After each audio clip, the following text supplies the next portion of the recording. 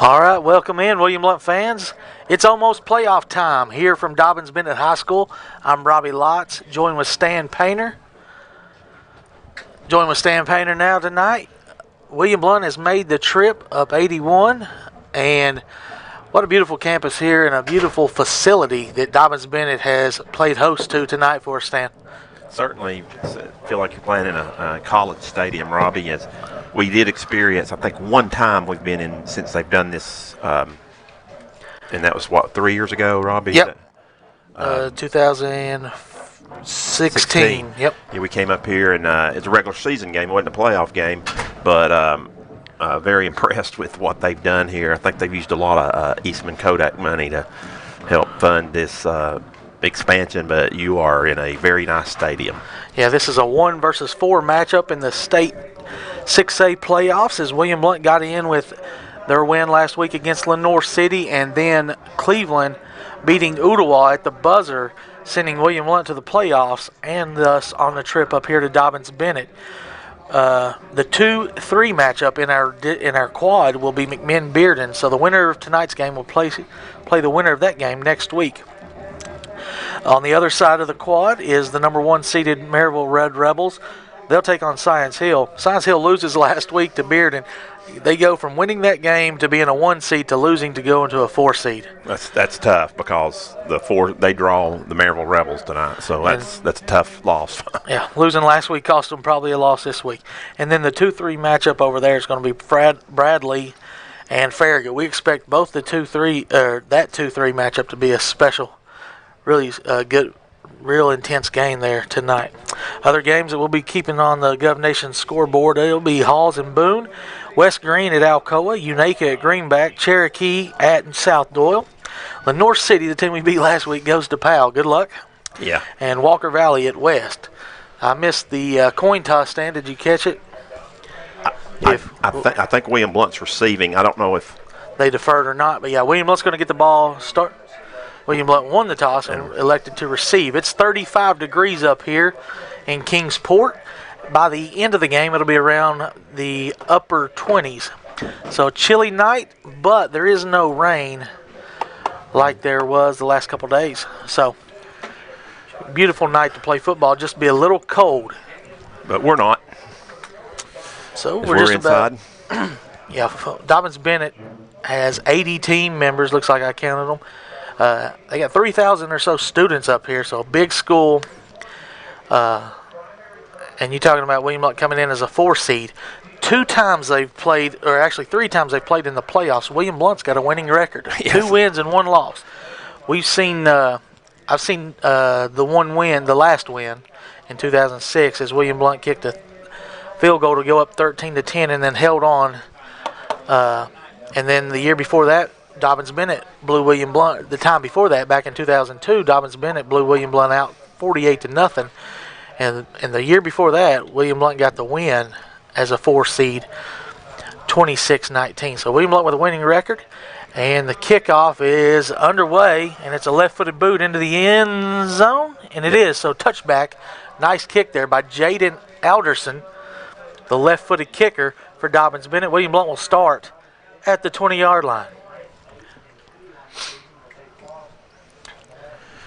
Of course, William Blount, Robbie, will be led with their all-white uniforms here, so it's going to be a little tough for us to pick up those orange numerals on here, but it looks like Dobyns-Bennett out, and we'll start with a standard 4-3 defense. Dobyns-Bennett 8-2 on the season. William Blount 4-6, 5 wide, 3 receivers left, 2 right. Clemmer in the gun gets them to jump. 5-yard penalty to start the game against the Indians. We'll take it as the defensive end jumped. I think both of them did. Yeah. So they're antsy. They're ready to come after Trey. Last week they took on Alcoa. They gave Alcoa a really good game, 21-6. They managed the game. They ran the play clocks down under 5 every time and ran the ball a lot. We'll see if they try to open it up a little bit different tonight. More traditional William Blount set here with a single tailback of Franklin. He stands to Clemmer's left. And it's a tackle for loss as Franklin's met in the backfield by a couple of Indians. He's going to lose 2 yards. Yeah, he just didn't really have a chance. As soon as he got the handoff right there, Robbie, he was met and take a 2-yard loss to begin the game. So it'll bring up 2nd down and 7 after the penalty. Yeah, so still you're going to lose 2 there, back to the 23. 23-yard line. It's going to be Trey Smith in at H-back. Cooper's checked in at tailback. In motion is Smith. Shotgun for Clemmer, hands to Cooper. Straight ahead, met in the backfield again. Back to the 22, another loss. They're going to give him progress to the 23, but so no gain. But very tough hits right there, Robbie, as he got the ball and was just stonewalled at the line of scrimmage. So brings up a 3rd and long for William Blount, right at 7. 2 plays similar. Talked to the coaches down on the field before the game. They'll get press man coverage on the outsides. If you remember the last time we come up here and won 3 years ago, 37-28, they just gave us a free 5 as a backer was blitzing. So it's going to bring up 3rd and 2 now. That opens the playbook up for Coach Bosco and Coach Shadowins. We'll see if they draw up here. But, yeah, a couple years ago when we beat them 37-38 or 28, if you remember, Isaiah Hanna had about 200 yards receiving. And big night as they went man-to-man coverage outside. And if we can make some plays one-on-one, we'll have a chance down the field. Try to get them to jump. They won't. They almost did. The guy on the right almost did again. Play he's clocks. coming off. I don't see the play clocks. That'd be weird. It's down to 5. So he gets it away. Clemmer looks to his left, throws it in the slot, caught by Matthews. It's enough for a 1st down. He's tackled at the 34. Yeah, nice little pitch. That's a Shell Station 1st down. As I push the button, I'm not sure if that works or not. Well, they might see it. So if you do, It doesn't work. so yeah, that's a Shell Station 1st down. As we are audio only tonight. Go check out Sam there at the corner of William Blount Drive and 411. He's open till 11 o'clock tonight. 1st and 10 for the Govs up to the 34. So just a little stop route, Robbie, out to the right there, and Matthews made the catch. Plenty for the sticks. Smith in motion, handoff this time on a cutback to Franklin. He's horse-collared down for a loss of 4, back to the 30. So 3 run plays resulting in no positive yards. Have to get a push. We knew, looking at the scores, how they shut these teams down, that they got a really, really good defense. So it may have to come to the passing game. Yeah, you hate to have to do that, pass every down, but right now, Robbie, you said they've. It might open it up some running games. Right. Press man coverage by the defenders. We got Matosian up at the top, one-on-one coverage. Down at the bottom is Derman. Smith is the H-back still. Shotgun snap for Clemmer. Straight drop. Needs to get rid of it. Pressure from the outside. Hit from behind. He's going down back at the 20. It's a 10-yard loss. Maybe 11-yard loss 11. back to the 19. Yeah, he felt it. He immediately aborted and ran to the right, but he never felt him all the way, so needed to get rid of that one. And tackled for a loss they came from on behind. the outside right there and didn't have a chance. As you said, he should have got rid of it, but he tried to roll out to the opposite way, but was ran down. So 3rd and 25. Yeah, long for. Got to get all the way up to the 44, back from the 19. Clemmer's got 3 receivers left, 1 at the bottom to the right. Tailback is Franklin. He'll bring Derman in motion. He'll look that way to his left. Across the middle is Derman. Pick up about 5 yards on the short slant. But it's not enough for a 1st down, and William Blount will have to punt after picking up 1 1st down on this drive. And Dobyns-Bennett bows their net.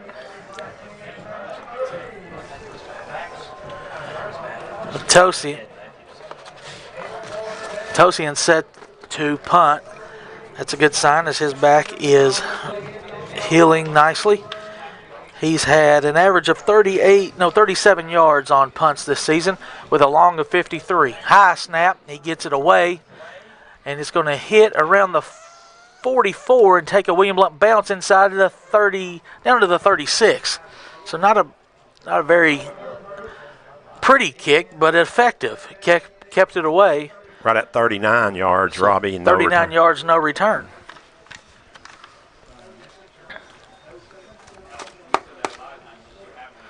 So Dobyns-Bennett will get their first possession of the game with 7:12 left in the opening quarter. 0-0 is your score.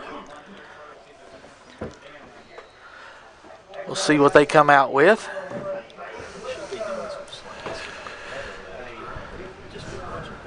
Quarterback will be Zane Whitson, number 1. He's got 3 receivers left, 1 tailback. He will hand it to the tailback running left. Barton Nice. meets him there, but he spins away from picks up 3, maybe 2. That's going to be number 20, Thunder Phil Armitage. We'll just call him Phil Armitage. Or He Thunder. picks up, or we can call him Thunder. He picks up 2 yards here on first down. Clock ticks. 2nd down and 8 coming up for the Indians. Barton had him there. Could have been a tackle for loss on the handoff coming to the left, but he spun out of it. Receiver in motion this time will be Shearer. They'll take it, hand it off. Coming to the left side again. Good blocking this time. Getting past the 45 and a first down for the Indians up to the 47. Once again is Armitage. Yeah, a big hole right there on the left, and got way upfield there, Robbie. Finally tackled by Matthews.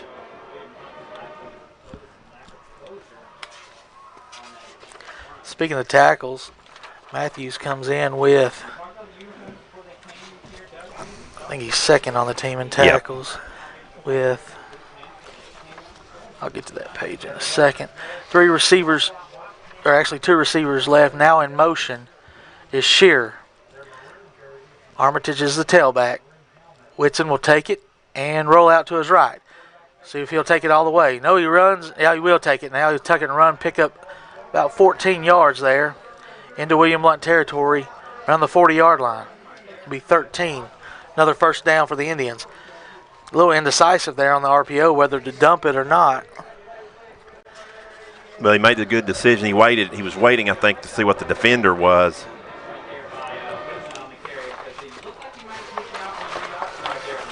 And was able to get down. So now into William Blount territory, 5:20 and ticking here in the first quarter.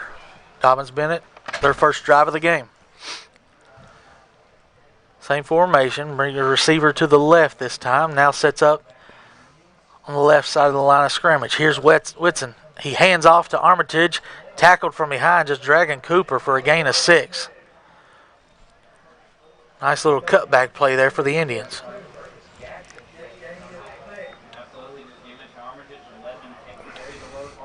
Yeah, picked up 6, Robbie, right there, straight ahead. So 2nd down and 4 at the Governor 34-yard line. 4 down linemen starting for William Blount tonight. Lovin, Smith, Pierce, and Barton.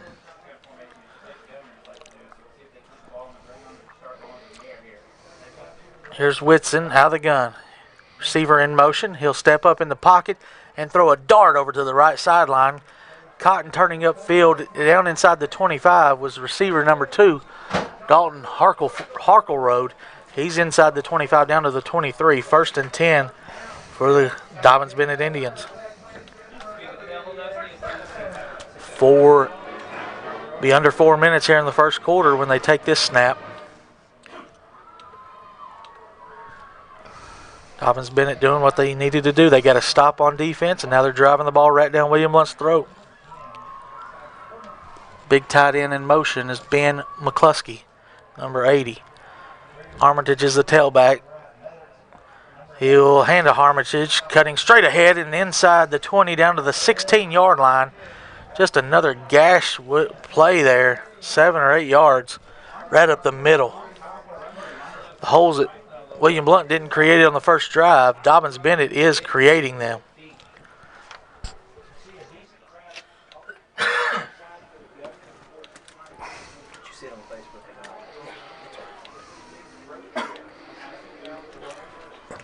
So 2nd and 3, Robbie, from the 16 for the Indians here on their opening drive.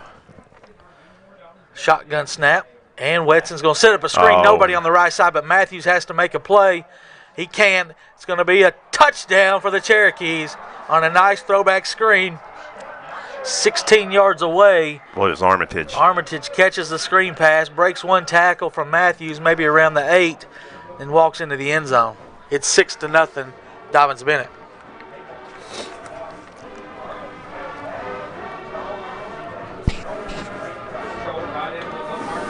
Yeah, they made it look easy, Robbie, as they went down. No negative plays for them. Had set that screen up beautifully right there. Matthews was over there, but he had like 4 guys he had to try to get around. Alderson's extra point is good. It's 7-0, DB. We'll take a short break here on the Gov Nation Network. Come back for the kickoff.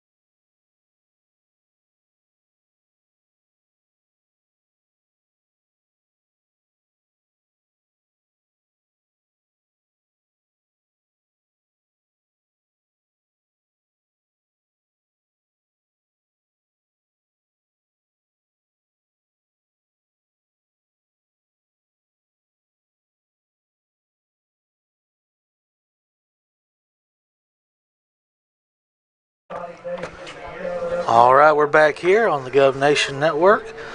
Dobyns-Bennett gets a quick stop on against William Blount's offense and then goes 7 plays, 64 yards. Took off about 6 minutes and put one in the end zone. It's 7-0 Dobyns-Bennett with 3 minutes here in the first quarter. This kickoff will be brought to you by Anywhere Movers. Give Alvin Jeanette a call at 235-4108 if you're looking to get some things moved. Now, students are still not here. Here's a shorter kick this time, taken at the 5-yard line by Bryson Williams. He runs to the left. He's tackled before the 20-yard line. And that's number 14, or Jet Harris may be on the tackle. But it looked like a little bit of an opening there. Bryson couldn't get through. So we'll start at the 18 this time.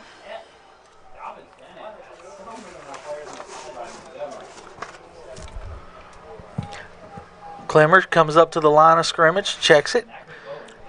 Is that Cooper? I think it's Franklin still. 3 receivers left. Screen over here. Nope, fakes it across. Hits Matthews up around the 30. It's going to be really close. Maybe. I think he's got it. They're going to call it second down. No, they're not.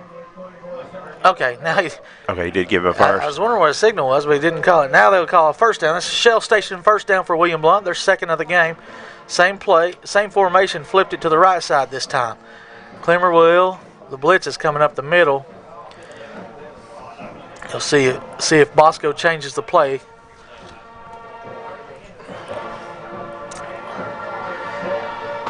Top of your screen is Matosi in one-on-one. He'll look that way to Job. He'll throw a fade to Job. Job comes back, makes the catch.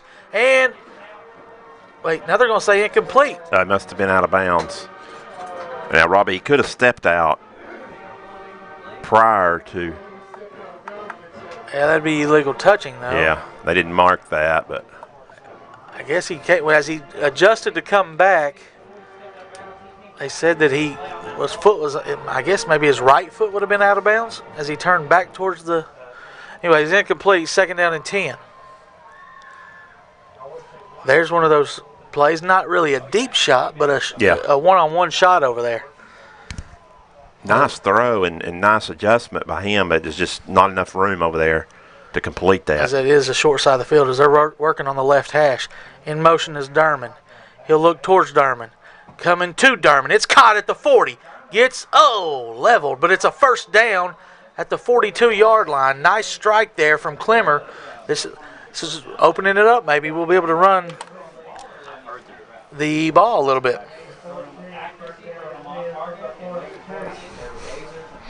So it's as you said, first down, and so third first down of the game for William Blount, Robbie. Second one of this drive, and this drive consisted of all passes thus far.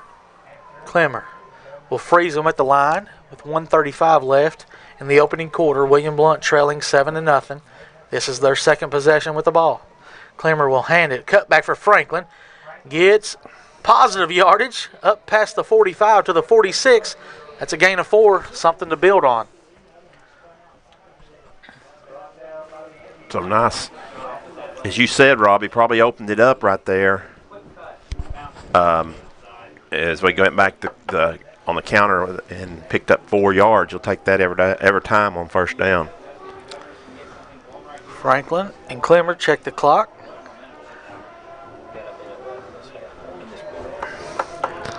Clemmer will change the protection. Formation is the same with 3 receivers here at the bottom. Job is up top with one-on-one coverage. He'll flip Franklin to his right. 5 seconds on the play clock. He'll hand to Franklin straight ahead. Close to midfield. It'll bring up third down and 2.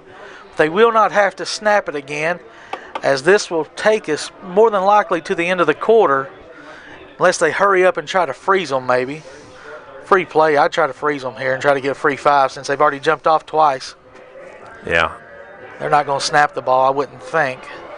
Unless they just really like something they see. Yeah, under 15 seconds to go here. Clemmer won't get them to jump with 8 seconds left in the first quarter. Bosco will signal something in. 2, 3, 2, 1, 0. That's your score. It's 7-0 at the end of 1. William Blount, though, third down and 2 when we come back right at midfield.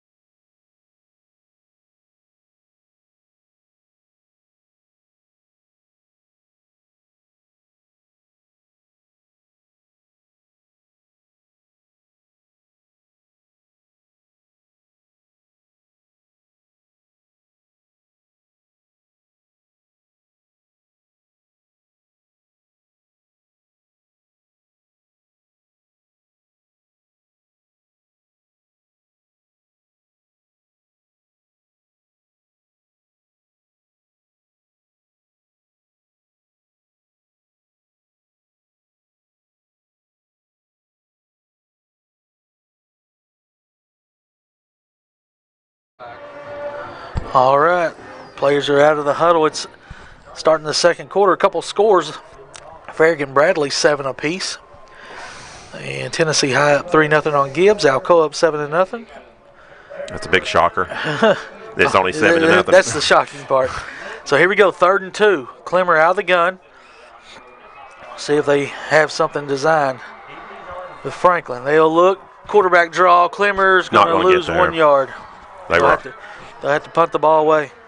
They were all over the quarterback draw right there as he lost a yard. So we'll see what Blount's going to do, but I imagine they will send. Yeah, they already have. So try to pin them deep, Robbie, and try to get a stop this time. Yep. That's all you can do, really. We haven't ran a fake all year. Well, it's a good place to do it at the midfield and a short yardage, but I don't see it happening. Oh, bad snap. Job gets it away. Bombs, it might be a touchback. No, he's going to field it at the 10. And getting up past the 20, now the 30, up to the 35. We just netted 16 yards on this punt. Wow. It was a low snap. He had to low kick it. He kicked it right to the guy fielding it at the 10. He comes straight up the field and gets a return all the way to the 35-yard line down the right sideline. So we net 15 yards on the punt.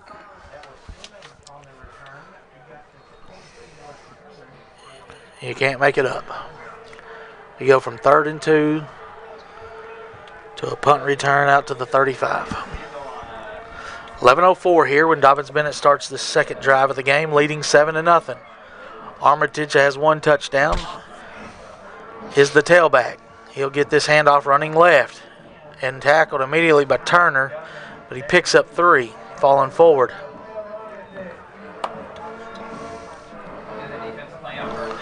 Second down and 7. Actually, it's only really 2.5 on that pickup. But we'll call Turner his first tackle of the game.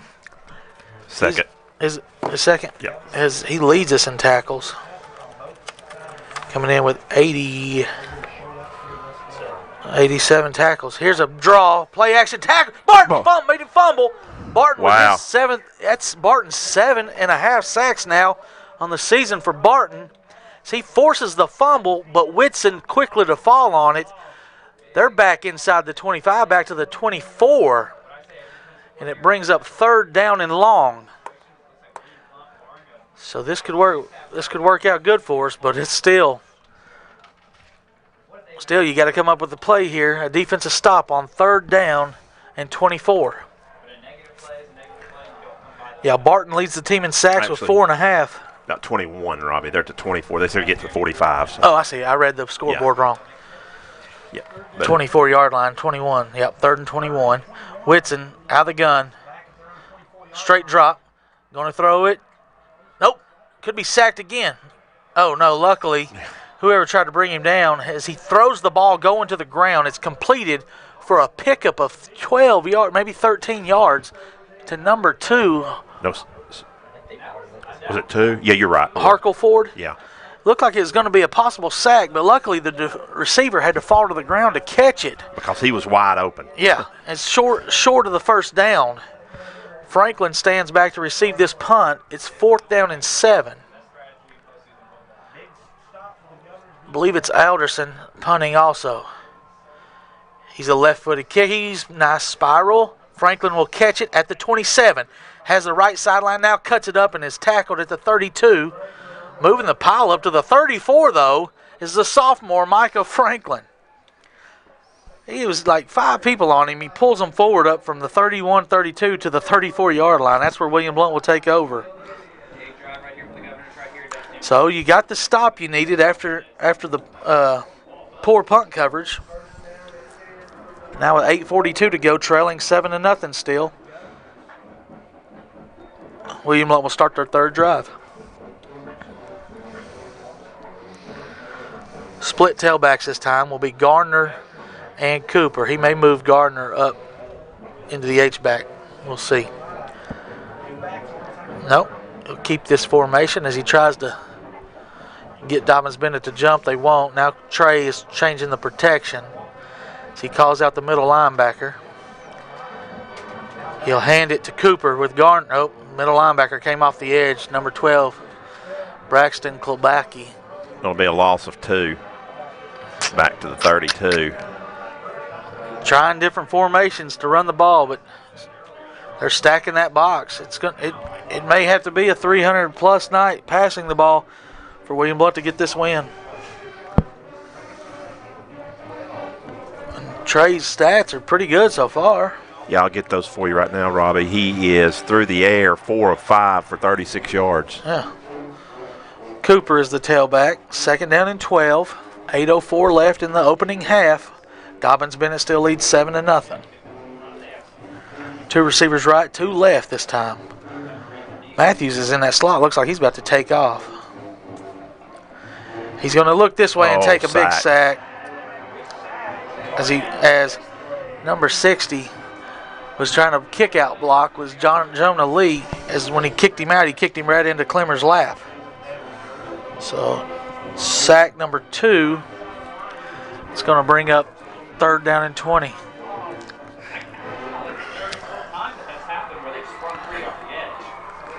Yeah, Dobyns-Bennett's blitzing about every play. Every play. They're coming. Sometimes they come from the edge. Sometimes they're coming right up the middle. But see if we take a shot. Well, now they're going 2 high safeties here. I mean, I'd try to run some kind of little quick. Or I'd draw something, maybe a post pattern for the slot guy. If we can get some protection. Looks like DB is only bringing 4 this time. Clemmer throws a slant, like I just called Matthews at the 40, 45, and right at the 1st down marker. First down up top of the screen. We'll see. This one, yep, they're going to give it to him. First down, William Blount at the 45. Nice. He cleared it out and ran the slant play. That's Adam Matthews, and that's a Shell Station first down on 3rd down and 19 and a half. They got 20. 4th first down of the game, Robbie, for William Blount. William Blount moving quickly now.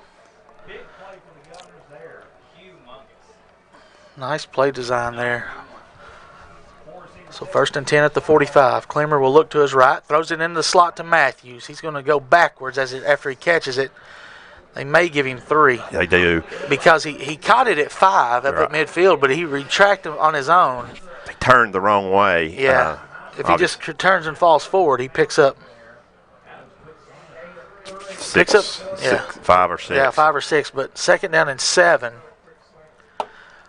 Now, 6 minutes on the clock here in the 2nd quarter from Dobyns-Bennett High School. William Blount still trailing 7-0. Still waiting on the William Blount student sections to get off the bus. They should be arriving any time as their bus driver takes them through Lenoir City to get to Kingsport. Straight drop, screen play. Caught by Franklin, but it's going to be a loss of 3 or 4. 4 is Franklin. There's no blocking. The blocking was not out there. It's set up nicely, but we couldn't get the blocks. As Dobyns-Bennett read it great, the defender there, I believe, was number 15, the safety, coming all the way across, Thomas Church. So 3rd down and 11, Robbie, here at the 40. You're on 44, so maybe looking for another slant right there or a quick hit or double move, but it's going to come down to protection. The protection's the only problem with the double move. Yep. They're bringing the outside. They're coming off both edges. And we've got 3 against 3 up top at the top. We're moving right to left now. Clemmer out of the gun. 5 on the play clock. He gets it away, looks to his left. 1-on-1 with Job. He's pushed. No call. So he was clearly pushed, but the ball might have been uncatchable. I mean, uncatchable is not a rule in high school, but he wasn't going to catch it inbounds, but the guy clearly pushed him about 7 yards into the route. And pushed him out of bounds is what he did. And, of course, Trey did have to throw it early. Yeah, as the blitz was coming. Matosian for his 3rd punt. Good snap this time. He'll be able to get a good kick this time. End-over-end kick. Fair catch called at the 5. William Blount could get it. They did. I think they did. William Blount has got the ball. It's Bryston Williams with the recovery. Muffed punt by number 11, Cameron Williamson. This could be the change that William Blount needs. 4:34 left. He muffed it at the 18-yard line. The rugby-style kick going end over end hit right off his chest plate, and right there was Bryston Williams to recover the muff. So quickly into the Campbell's Painting and More orange zone are the Govs. All your painting needs. Give Dwight a call. No job is too small. 679-7950. Trey Smith back in at H-back. I believe it's Franklin at tailback. He'll hand to Franklin. Straight ahead. Maybe it's Cooper. I couldn't tell. I believe it was Micah. Maybe got a yard. Looked like he kind of ran like Cooper, though.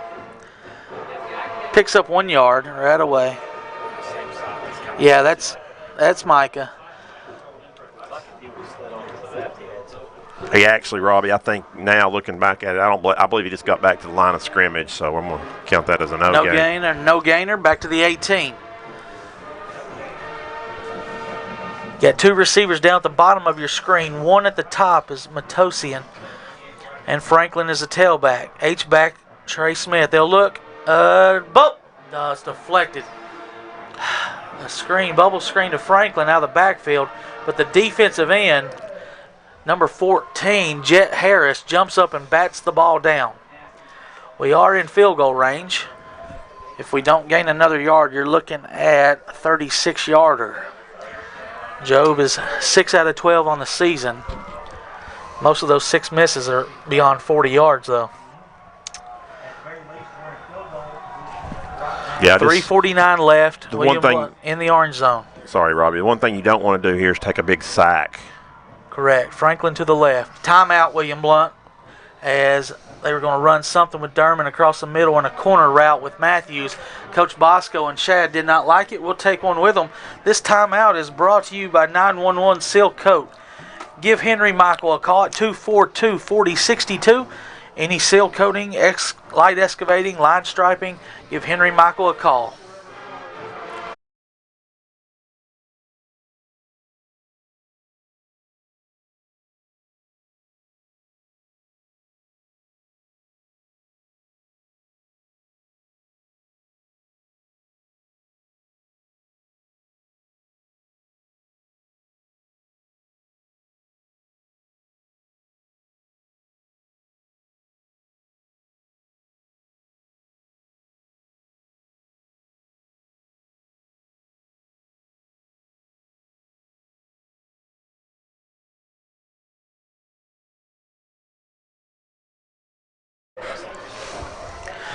All right, it's 3rd down and 10. Clemmer's brought his team back onto the field. The ball is right in the middle of the field. If you're familiar with Dobyns-Bennett High School, we're moving right to left on your live stream. Derman is wide left. Matthews is in the slot, middle receiver. Pressure coming up the middle. Actually, they faked it. Single coverage. Now they throw it, pick. Oh, my gosh. Number 35 almost. That would have been disastrous. Yeah. We could have went with no points there as they got jammed up right there. Yep. Didn't get off the line of scrimmage. And was it me or did it look like Trey was a little happy foot there? Was the pressure there? No. Or was he a little quick to get rid of it? He was quick because they pulled the pressure, but they faked it, and then they didn't blitz. Right. So Matthews will put the block down at the 25-yard line. It'll be a 35-yard attempt by the sophomore, Joe Matosian. The snap is good. The hold is down. The kick is up and drilled. It's 7-3. No good. Where did it miss? Must have missed to the left. Or the right, I mean. His right. I don't know. It looked like a great kick, but no good. It's 7-0. Quick called that one. So Dobyns-Bennett takes over at the 20.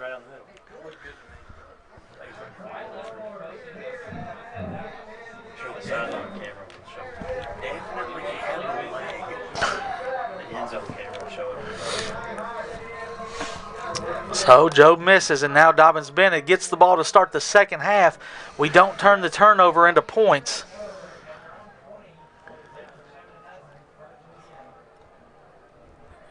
That one might come back to hurt us. Yep. 2 receivers right, 2 left for the Indians. Now they'll bring in Harkleford, and they'll hand it to Armitage.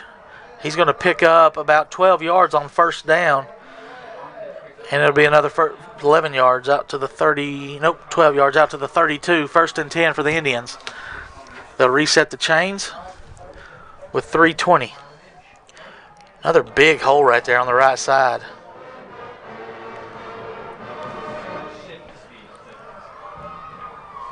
Here's a tough fake, and the quarterback, Whitson, will take it himself. He's going to pick up 7 or 8. About 8. Barton tackles him from behind.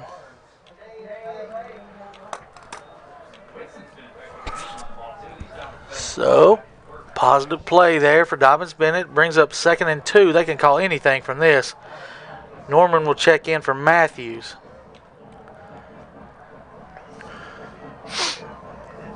.240. Clock runs. That's a power play. Power play for Armitage. Norman will get the tackle, but not before he picks up a first down out past midfield and into William Blount territory at the 49-yard line. Those points might end up being really big. Dobyns-Bennett's now trying to get points of their own, and they get the ball to start the second half. It's a clock line. Split tailbacks this time for Dobyns-Bennett.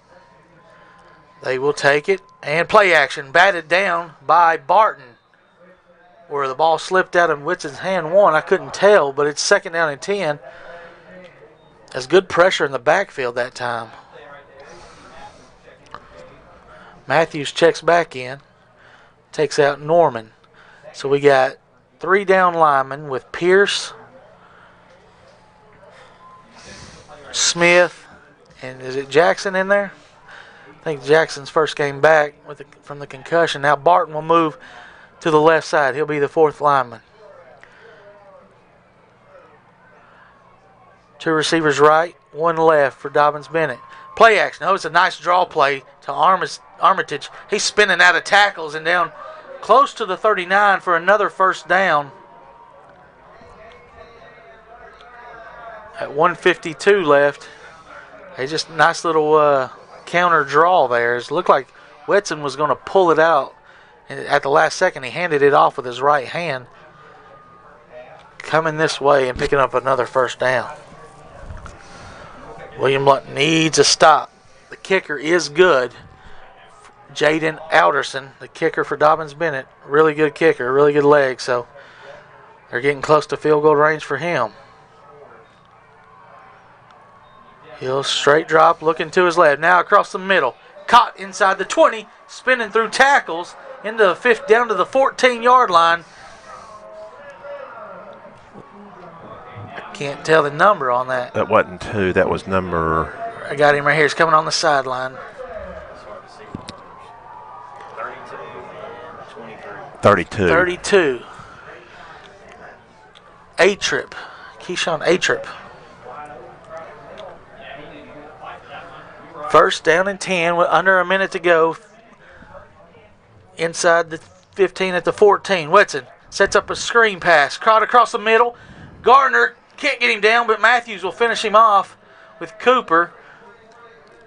They pick up 7 yards down to the 7. Timeout. Dobyns-Bennett, their first of the first half. So they'll reset everything, and when we come back from this break, they'll have a 2nd down and 4.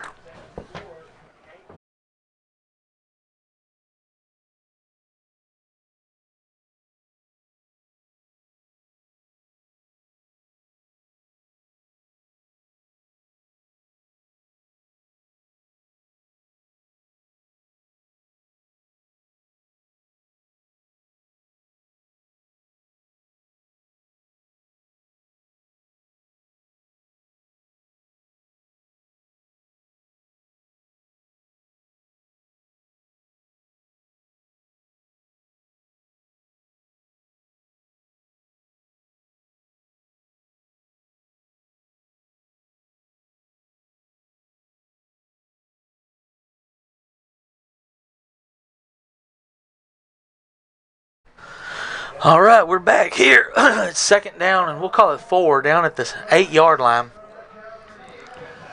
As Dobyns-Bennett has 2 timeouts, but most likely 41.2 left here in the opening half, leading 7-0. Timeouts may not matter. They'll roll out to the right. Back of the end zone is wide open. Touchdown, Dobyns-Bennett. Number 2, Harkelford will catch it. It's 13-0 Dobyns-Bennett, as 2 receivers were open, and they decided to go the back one as Bryson Williams had came up a little bit. He bid on the play fake, and the receiver's wide open. 35.1 left before half, and like I mentioned, Dobyns-Bennett gets the ball to start the second half. Left foot kick is up, and it is good. 14-0 is your score. We'll take a short break on the Gov Nation Network.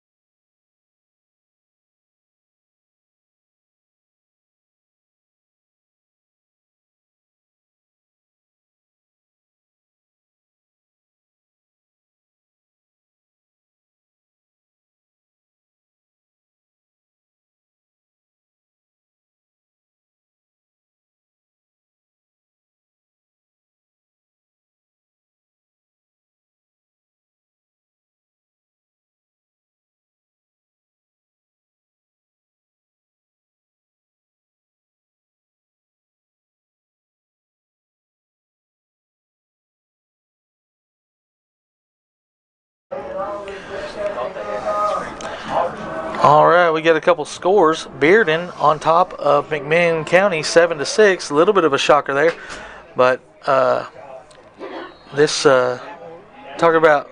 We thought maybe our district was a little stronger. Yeah. Turns out that one over there is looking. They're ahead in 3 of the 4 games, and only down 14-0 against Maryville at Science Hill. And Fair get that. Fair get up 35-7. That's the big shocker, I think. I mean, not by who's ahead, but by the score. Here's a kick. It's going to be taken by Williams at the 2. He's running left and jammed up there around the 20. Good kick coverage there by Dobyns-Bennett.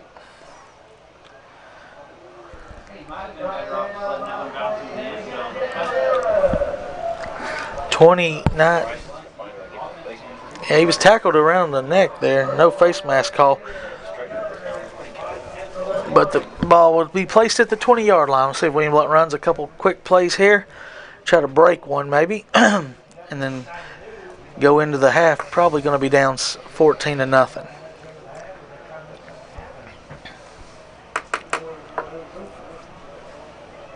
Clemmer out of the gun. He's got a handoff to Franklin. Straight ahead. There's a big pile there. A 1-yard gain. That's going to take us to the half, most likely.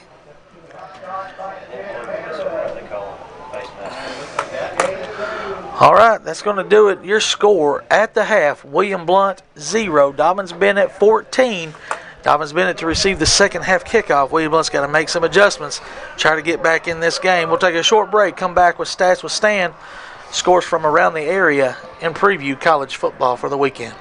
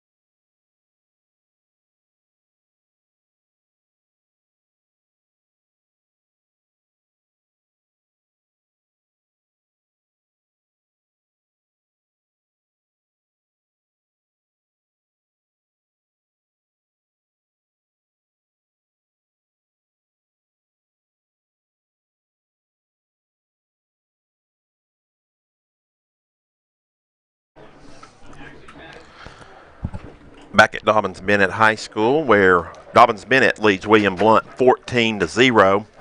This is Stats with Stan, brought to you by Iguani Farms. 3970 South Singleton Station Road, 970-7132 is the phone number out at Iguani. Call out there, get you a tea time this weekend. 970-7132, our halftime sponsor. Scoring in the first half,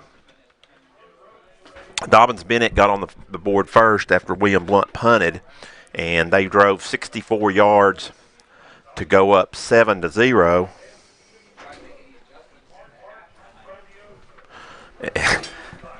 As on that was to make that score was the pass play that covered 23 yards from Whitson to Armitage. Actually 16 yards.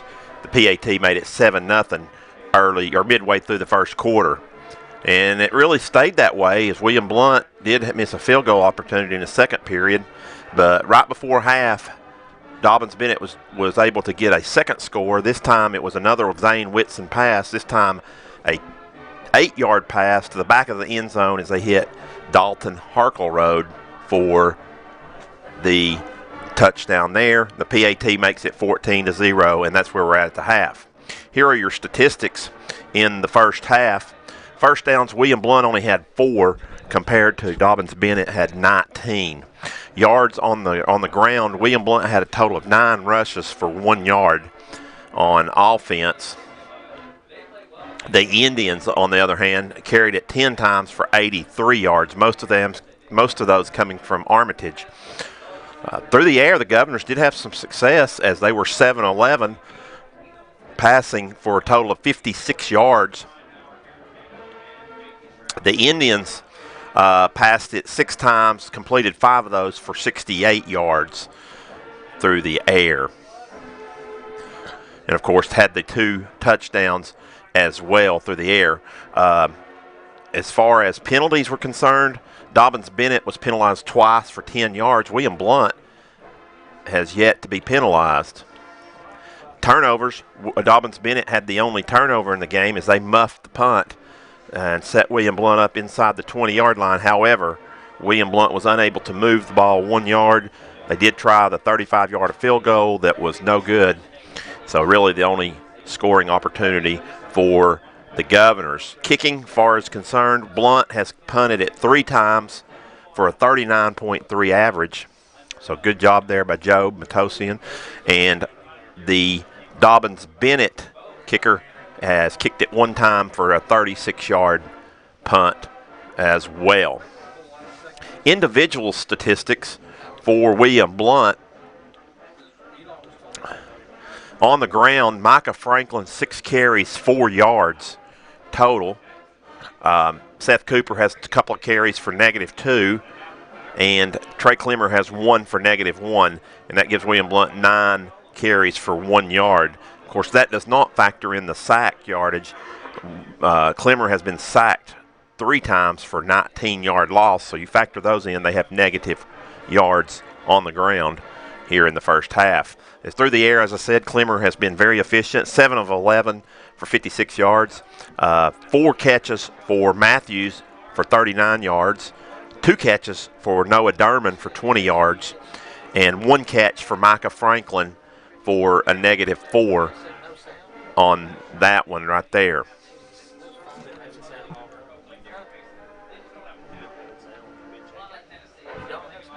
So, once again, the halftime score is Kingsport Dobyns-Bennett 14, William Blount 0. Once again, thank you to our halftime sponsor, Iguani Farms, as Stats with Stands brought to you by Iguani Farms, 3970 South Singleton Station Road, 970-7132.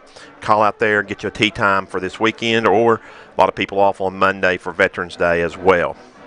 We'll take another short break, and Robbie and I will come out and give you some scoring updates from around the playoff games tonight, as well as a preview of tomorrow's big college football game on Gov Nation Network.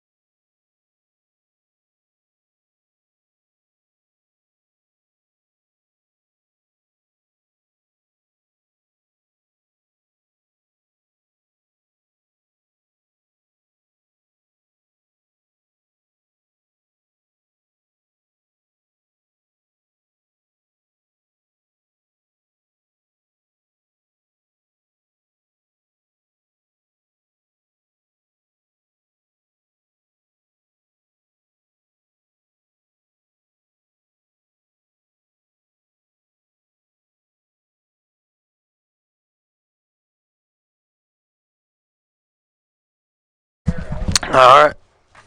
All right, back here at Dobyns-Bennett High School, it is halftime. We'll go around the Gov Nation scoreboard here as Kingston is up 14-6 on Chucky Doak. Cloudland 14-0 over Harriman. Daniel Boone 14-3 over Knoxville Halls. Elizabethton 23-0 over East Ridge. Here's the shocker we had earlier. Still in the second quarter. Farragut 35, Bradley Central 7. Coalfield 14-6 over Hancock. Tennessee High only 10-7 over Gibbs. Gibbs keeping it close at the break, running that wing T. Gatlinburg-Pittman 28-7 over Unicoi. Alcoa and Anderson County both up 35-0 in the first round games. No problem for them. Greenback at the half is up 44-0 on Unaka. Maryville still in the second quarter, up 28-0 on Science Hill. Davy Crockett leads Knoxville Central 7-0. And Bearden up 7-6 on McMinn County. A little bit of a shock score there. And South Dual 13-3 at the half over Chucky Doak. That Alcoa score was early in the still I think second quarter stand. So yeah, I'd say that's going to be a long night for West Green. All right, Robbie, we're ready to go for some college pick'em tomorrow. Yeah, it's that time. It's time to go over the games. We'll go over the season standings now, Stan, as we wrapped up last week. Regular season, you finished up at 44-18. Pretty solid, comfortable win over me at 40-22. And rounding up third place is our man Tyler Graves at 39-23. As me and him were tied, and he fell one game behind last week. So this week will be for fun and some pride, of course, but not on the record. As Tyler said, "Do I get one more week?" No, you don't, sir. It was a regular season event, and you came in third. So we'll start with the Big Ten or Week 11, whatever you want to call it. Penn State at Minnesota. Stan, start us off. I've been picking against them all year. They've been winning all year, but they're going down tomorrow. The Golden Gophers are going to upset the Nittany Lions. I don't know, is that what bit upset? What is the line in that? Yeah, okay. Penn State's favored by a touchdown. So I do think that going into Minnesota, I think P.J. Flack has done a great job right there at Minnesota, and they are going to beat the Nittany Lions tomorrow. I agree. They're going to row the boat. And Minnesota's going to win that game also. I've got an upset. You've got the upset. Tyler says no, Penn State stays undefeated. And Minnesota's undefeated too. Yeah. But me and you both go with Minnesota, shocking the Big Ten. And next game we'll look at will be Wake Forest at Virginia Tech. ACC game here. Tough game, small spread of 2 points. Virginia Tech at home. I'm going to go with Wake Forest, though. Wake Forest just has one loss, right? That was that Louisville game. It was like a shootout, like 62-59 or something. Yeah, something like that. So Dave Clawson's offense, they never could figure it out in Knoxville, but they've got it figured out over in Winston-Salem, and Virginia Tech's just very inconsistent. I know it will be a tough game, but I'm going to go with Wake also, Robbie. Tyler Graves also picks Wake. Tyler's not here tonight. He's up in Ohio. I think he said it was his sister's boyfriend's college football game he's following, so safe travels up to Ohio tonight as Tyler's listening. Third game on the docket. Some little game down there in Tuscaloosa. It's just 1 versus 2. Alabama and LSU.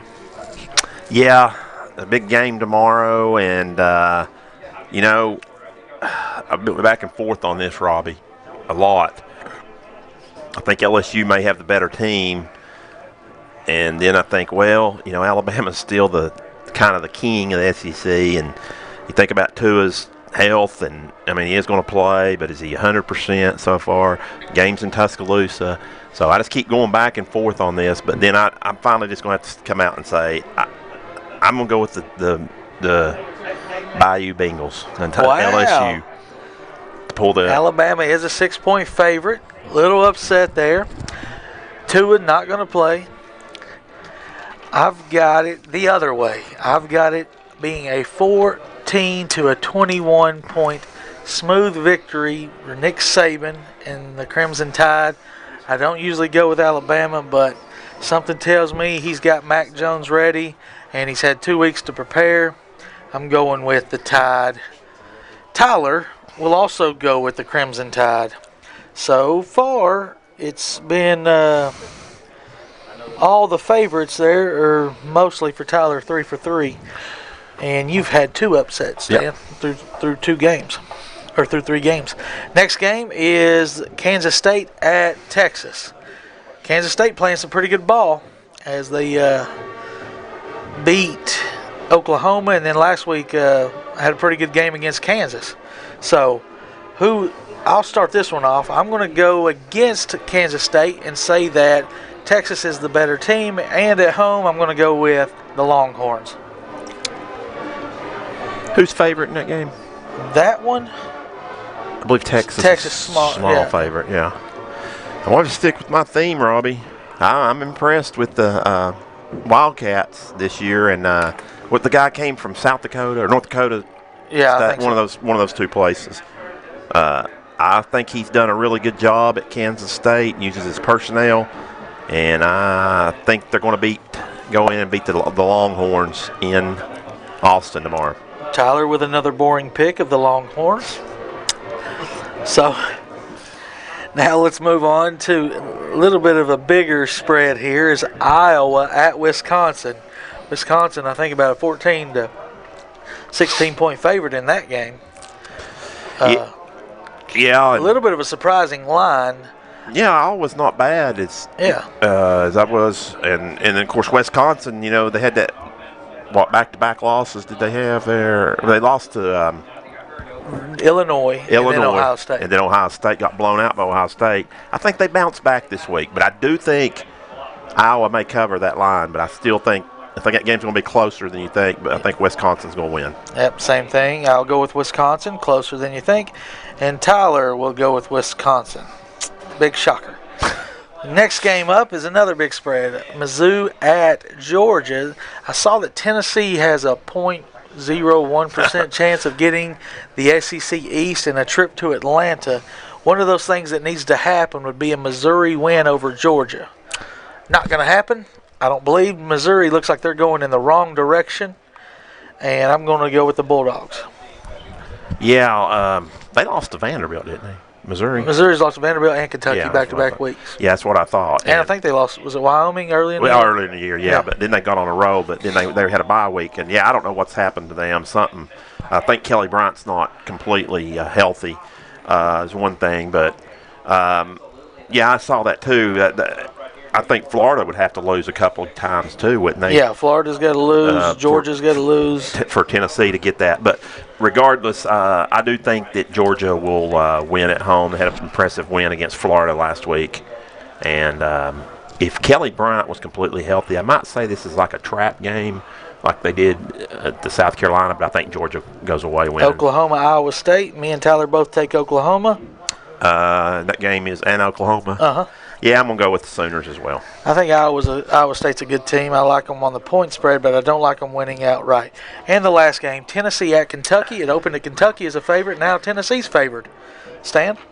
I'm going to go with Tennessee. I think they're playing good. I think they've got things going, so they're going to go to Lexington and beat the Cats. Yeah, I agree. They're hoping for a nice bowl game, bowl bid. They win out. They've got a chance to make a decent bowl game at 7-5. Tyler also will go with the Vols this week, and that wraps up the pick segment as the teams are back on the field, and we're just about set for second half kickoff. This kickoff brought to you by Anywhere Movers. Give Alvin Jeanette a call at 235-4108. No job is too small for Alvin. 235-4108. So, looks like Dobyns-Bennett's got a good upper hand on this one, 14-0 when they get this kickoff. Job's kick is short and taken at the 13-yard line by Markle Ford, and he's tackled about the 32. Nice return. Harkleford. Martin with the tackle. But, upper hand so far in the first half goes to Dobyns-Bennett. William Blount gets a muffed punt recovery inside the orange zone. Don't gain any yards on the next 3 plays, then miss a 35-yard field goal. And, of course, Dobyns-Bennett will play the winner of McMinn County, or the winner of this game will play McMinn County and Bearden. And right now it's setting up, could be a Dobyns-Bennett Bearden rematch. Yeah, certainly does right now. Looks like that, Robbie. But a lot could happen between now and the end of this game. As Blount is, only down 2 touchdowns. Whitson, he wants blitzing this time. Oh, they run right by it. But a big gain of 10 yards on the first down handoff as Whitson hands it off to Armitage. I think they blitzed into the So first play, 10 yards and a first down out to the 43-yard line.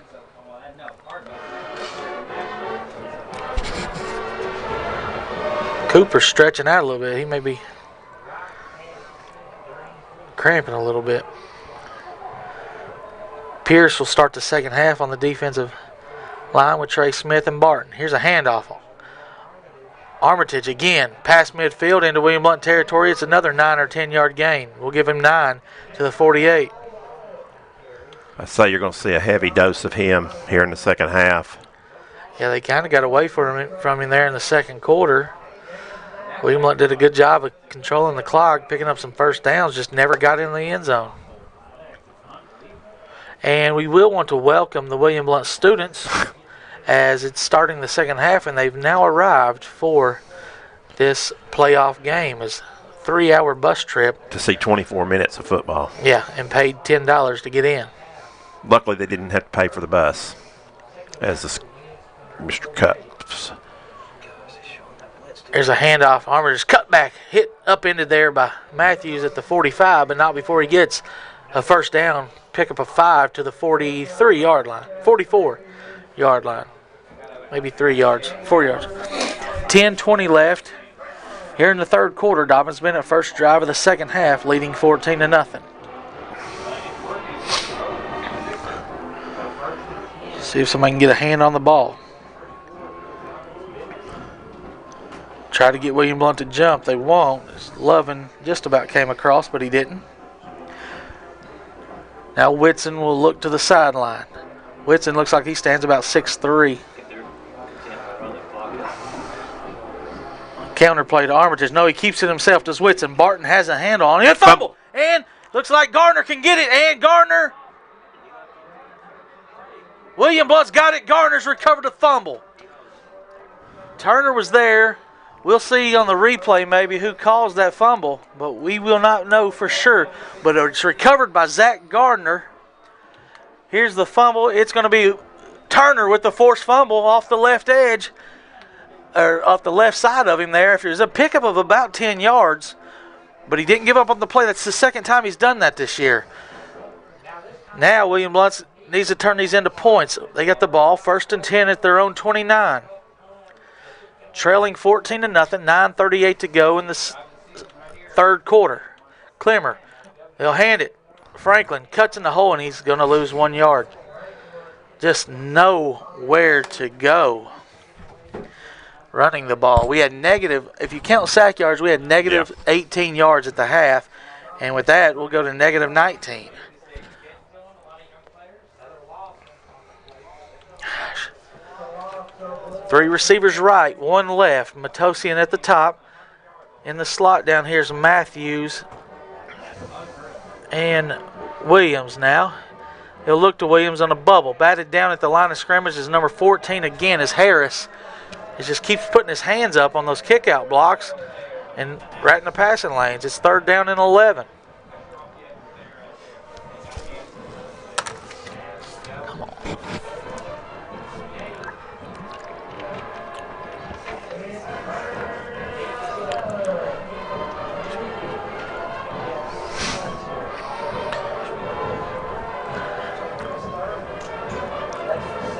So right at 9 minutes to go here in the third, Robbie, William Blount was unable to move it.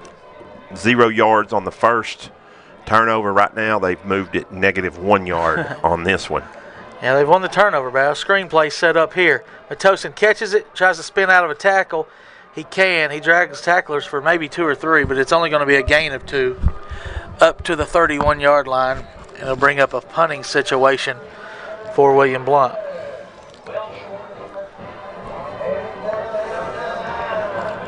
Actually, just give him 1 yard back to the 30. 2 returners set up for Dobyns-Bennett at their own 35. Job stands at his 15-yard line ready to field, take the snap. It's a low snap. Job will rugby-style kick it high, and in the middle is going to be number 38 or 32. You can't get those numbers. It's a return from the 32 up to the 40. So that's where Dobyns-Bennett will take over. I believe it's going to be Art Trip again, number 32. Nope, it's actually going to be 38. Simmons, Rashawn Simmons. 1st and 10, so no damage done on the turnover. Dobyns-Bennett will just have to back them up about 30 yards. 8:10 left here in the third quarter. We knew Dobyns-Bennett had one of the toughest defenses in the state. They've got around, I was looking at their score, I think they've got 4 or 5 shutouts this season. Here's a receiver in motion. They'll keep it himself. Whitson will dump it off on the RPO to the big tight end. Picking up 10 yards is number 80, Ben McCluskey. Up to midfield, 1st down for Dobyns-Bennett.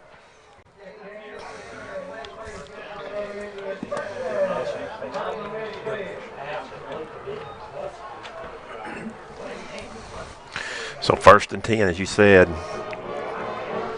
as they get the 1st down at the 50, clock's running. I thought he went out of bounds. I guess they marked his progress as we are approaching 7.5 minutes here in the third period. Same formation. Bring the receiver in motion out to the top. 2 receivers right. Tailback is Armitage. He'll set up the pass. Well, Whitson throws it deep. Got a man. Overthrows him. As he got behind the 2 defenders. First shot they've really taken of the game. As Matthews and looks like Williams were on the covers there. And number 23, the guy who was in motion, Alex Kitzmiller, had 2 defenders behind him. Had a chance to make a big play there, but the ball was overthrown by Whitson. Yeah, I think he threw it a little earlier. William Blount did have some pressure coming. And I think he threw it a little earlier than he meant to, or wanted to, I should say. So 2nd and 10 for the Indians at midfield. This should be an Armitage handoff. See if William Blount comes at him. Armitage right up the middle, going to pick up 5 down to the, well, actually only 4 down to the 46.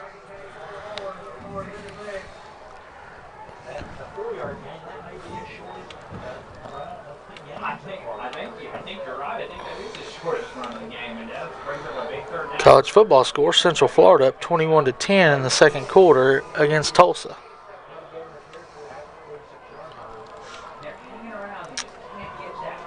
So 3rd down and 6, Robbie. What an opportunity for William Blount to get off the field right here.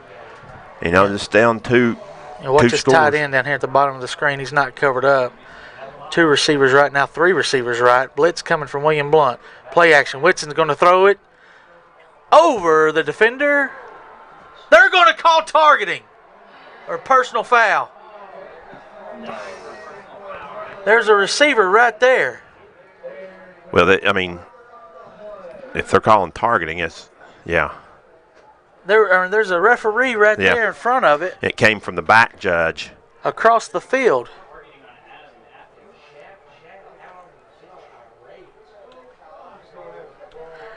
That referee was right there. That's why they're bringing him into huddle. Let's see if they get this correct. Yeah. Because they was making a play on the ball, and he hit the defender. Yeah, he didn't get him in the head. See if they pick it up. Pick it up. That's good call. Right. Good work. Good work there by the referees. As the back judge saw it, he thought it might have been a helmet-to-helmet or a hit on a defenseless receiver. Right. But nonetheless, William Blount avoids there, and it's going to be 4th and 6 punting formation coming for Dobyns-Bennett. So William Blount's defense stepped it up, -2 drives tonight, really. 6:25 left in the third quarter. Now, Robbie, right here, you might want to watch for a fake right here, and on that side of the perfect field position for it. High snap, it's caught though, and the left footer kicks it away. And fair catch at the 14 by Franklin. See if they give him the 15. They will give him the 15. So, 30-yard punt, no return. We'll keep it here as they flip the field. William Blount, second drive of the third quarter, got 0 yards on the first drive and 0 yards on their last drive, both on turnovers in the first half. So, well, they actually had 2 on the second drive. They got 2 yards? Yeah, they got the little pass play to Matos and actually 1 yard. Yeah, that's what I'm saying. I knew they lost one. Yeah, you're right. Net of 1 yard. Blitz could be coming again here up the middle this time. See if Trey catches out. He's got 3 receivers right, and he's got a tight end in. We got a tight end here, but I think Dobyns-Bennett's seeing it. Nope, slant here, jumped up 2 receivers in the same area. It was a weird formation. Or do we have enough players on the field? 4, 5, 6. No. I was sitting there thinking we had a tight end. Here comes somebody running in right here. Yeah. Well, I guess we did have enough because somebody just went out. Or we're going to try it again with 10. I don't know. Count them there, Robbie. 3, 4. But regardless, you had 2 guys together. Yeah, Okay, we got there's 11. Clemmer. There's Harris with his 3rd bat down of the game. He just keeps coming straight off the edge. We're not blocking him. We're not knocking him down when he jumps.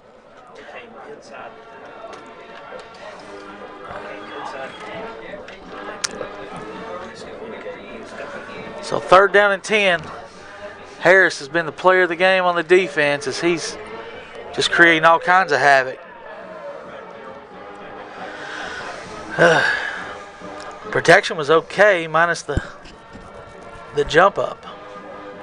Yeah, he got through there pretty quick on the inside. Here we go, a slant to Bryston. It's going to be incomplete. So 4th down and 10 as that play was going to pick up maybe 5 yards. William Blount's forced to punt the ball again with 5:59 to go in the third quarter, still trailing 14-0. See if Job can get a good kick here. They've had a little bit of pressure on the punts. Right here on the edge, it looks like they pick him up, though. High kick this time. 30's going to catch it. No, he's going to let it Muffed go. it. He muffed it again. It went out of bounds, though. Not sure if he touched it or not. You're going to think it hit his shoulder, but it went out of bounds at the 34. So great punt from Job. 49 yards. Is that? No, that ain't right. 51 yards. 51 yards. Nice. No return as it goes out of bounds at the 34.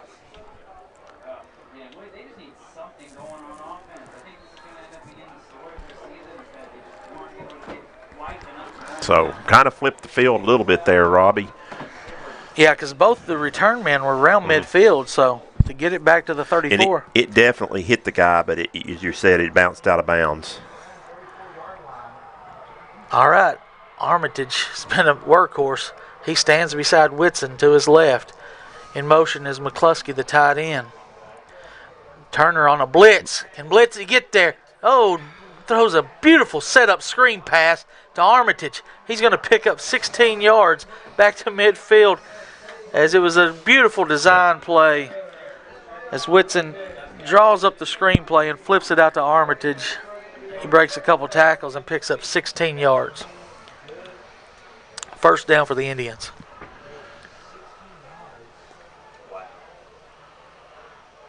Barton was over there on the edge, could have batted the ball down, and it went under his arm. Here's a toss sweep. William Blount's there as Gardner almost gets there, but then finished off by Lovin. No gain. As Gardner shot the gap there on the left edge of the line like he did against Cleveland a couple times. So no gain there. That's the lowest gain for Armitage.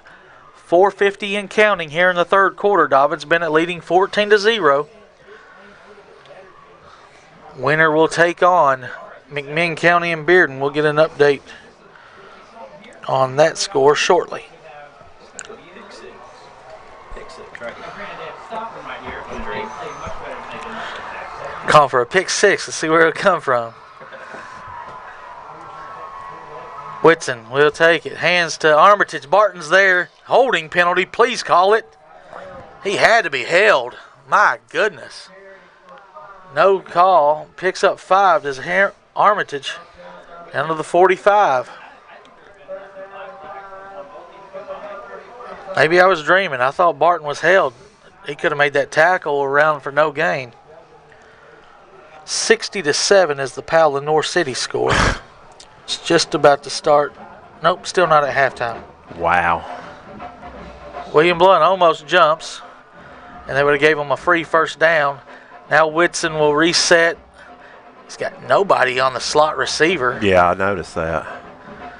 And we got like 4 defenders over here on the side. Here comes Franklin scooping up a little bit. No, Gardner will slide over a little bit. Here's a handoff to Armitage. Cutting back. Going to get the first down at the 40-yard line. That's another first down for the Dobyns-Bennett Indians.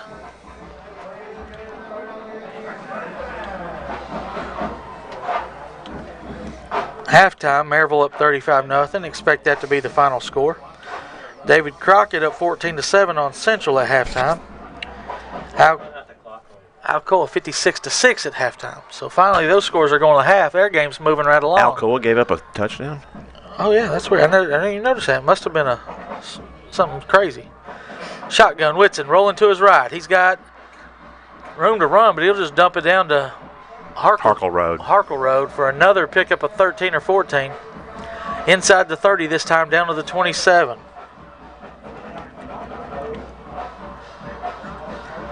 Farragut's finally went to the half, 42-7 over Bradley. Running clock on Bradley Central.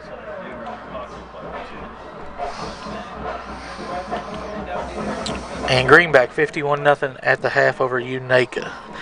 Bearden and McMinn County still at the half, 7-6. William Blount's dire need of a stop with 2:29 left here in the third. Here is a handoff. No play action over the top. Caught by McCluskey inside the 10 down to the 7-yard line. It's going to be first and goal to go for Dobyns-Bennett as Trey Smith is in the backfield there. But the pass got away. Nice play there by Whitson.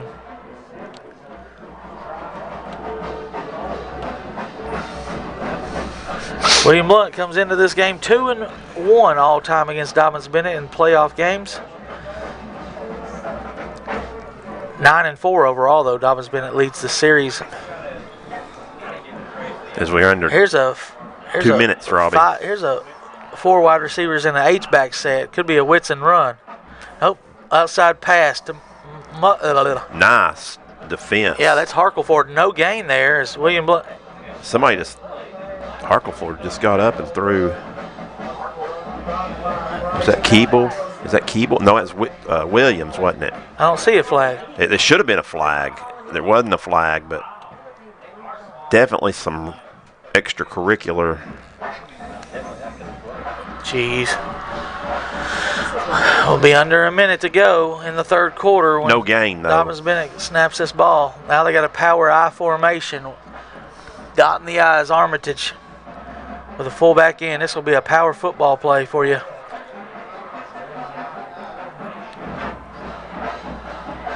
The snap, the handoff, illegal formation, or illegal shift. They moved it or delay a game. Yep.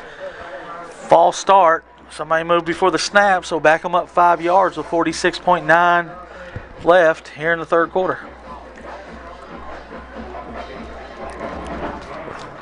So you're saying it should have been a post-play 15-yard penalty, and then you back this up here. Harkle Road got up and shoved Williams, who had made a nice play.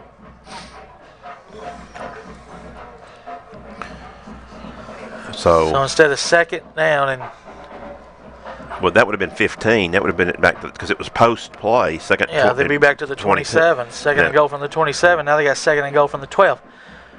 But we can't hark on it now. We got to get up, move forward. Whitson in the gun, straight drop. He's got a wheel route, but Barton can bring him down. Can't do it. Whitson will outrun the corner, throw it, touchdown, back in the end zone. Who is that back there? Is that McCluskey? Yep. I can't tell. Yeah, McCluskey catches it. We'll see the replay here. 8.9 left. It's 20-0 Dobyns-Bennett. William Blount in bad shape now. They had pressure from Barton. He sidestepped him, and then Lovin was after him. And they had a defender, Robbie, down there, but somehow he got behind. I believe that was Williams. It's hard to guard that. Hard to guard that long, but here's the extra point. It's up and good. It's 21-0. We'll take a short break here on the Gov Nation Network.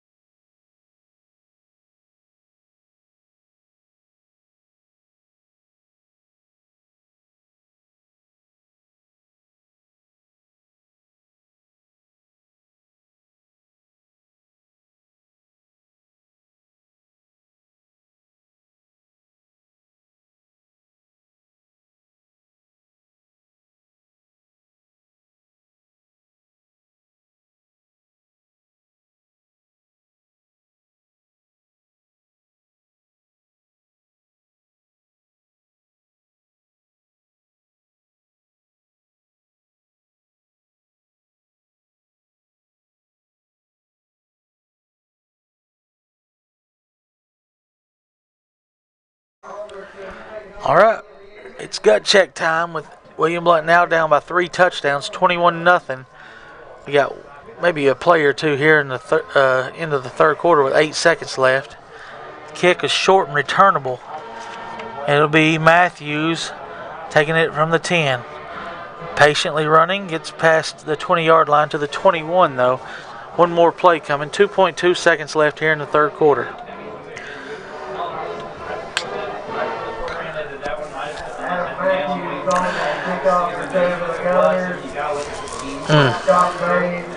Offense. Just don't feel like you can score. No. You don't even feel like we'll score 10 points. How are we going to score 21? Right.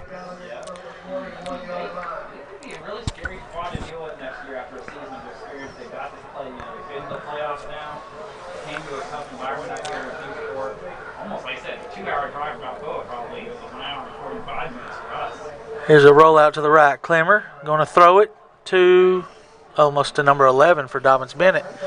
See it. As his receiver Derman broke off the route. And that's your score at the end of 3 quarters. Dobyns-Bennett 21, William Blount 0. Short break on the Gov Nation Network.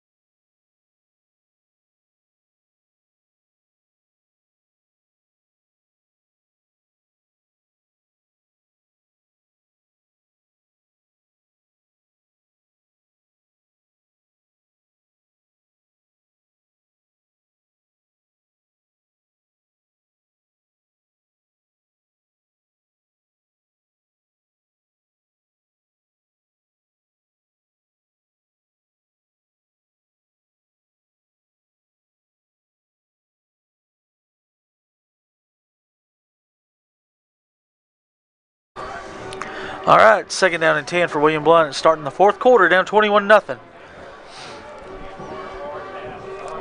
Tailback is Franklin. 3 receivers to the right. 1 left is Job. We're now moving away from the baseball stadium. If you're familiar with the high school here, fumble by Clemmer. He drops it off to Franklin.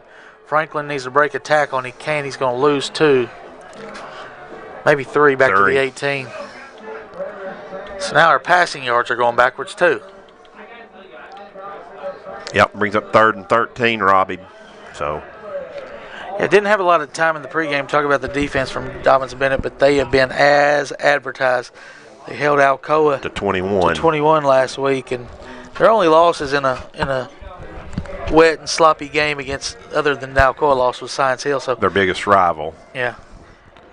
So we knew their defense was pitching about 8 shuts. So their 6 shutouts of the other 8 games was going to be very good.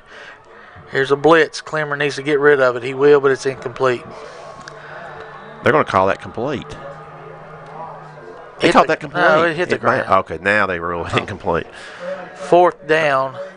William Blount will have to punt the ball away. It's 4th down and 13. 11:06.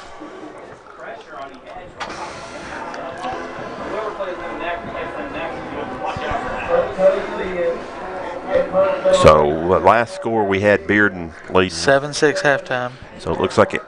Well, Well, we've seen McMinn County come out slow. They came out slow against William Blount, and then turned it on in the 3rd, and then against Maryville or Heritage.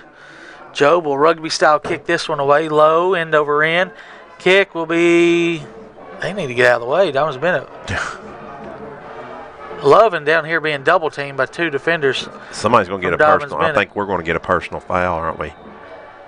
No, I don't think they were just Oh, blocking each other. I thought I saw a flag go in. No. Okay. Loving shoulder pads flopping around, so wonder how that happened. Anyway, Oh, there is a. yeah, I'm pretty sure there was a flag went in late, and Dobyns-Bennett was clapping. Oh, I was looking down here No, I'm talking about right here at the at the midfield. Yep. personal foul. That's what I thought was going to happen. So this penalty is going to bring the ball into William Blount territory. So, of all the personal fouls he could have called, It'll be 41-yard line of William Blount where Dobyns-Bennett will take over, leading 21-0. And I say you'll see some Armitage carries and some Whitson carries here on this drive. And Dobyns-Bennett trying to put this game on ice.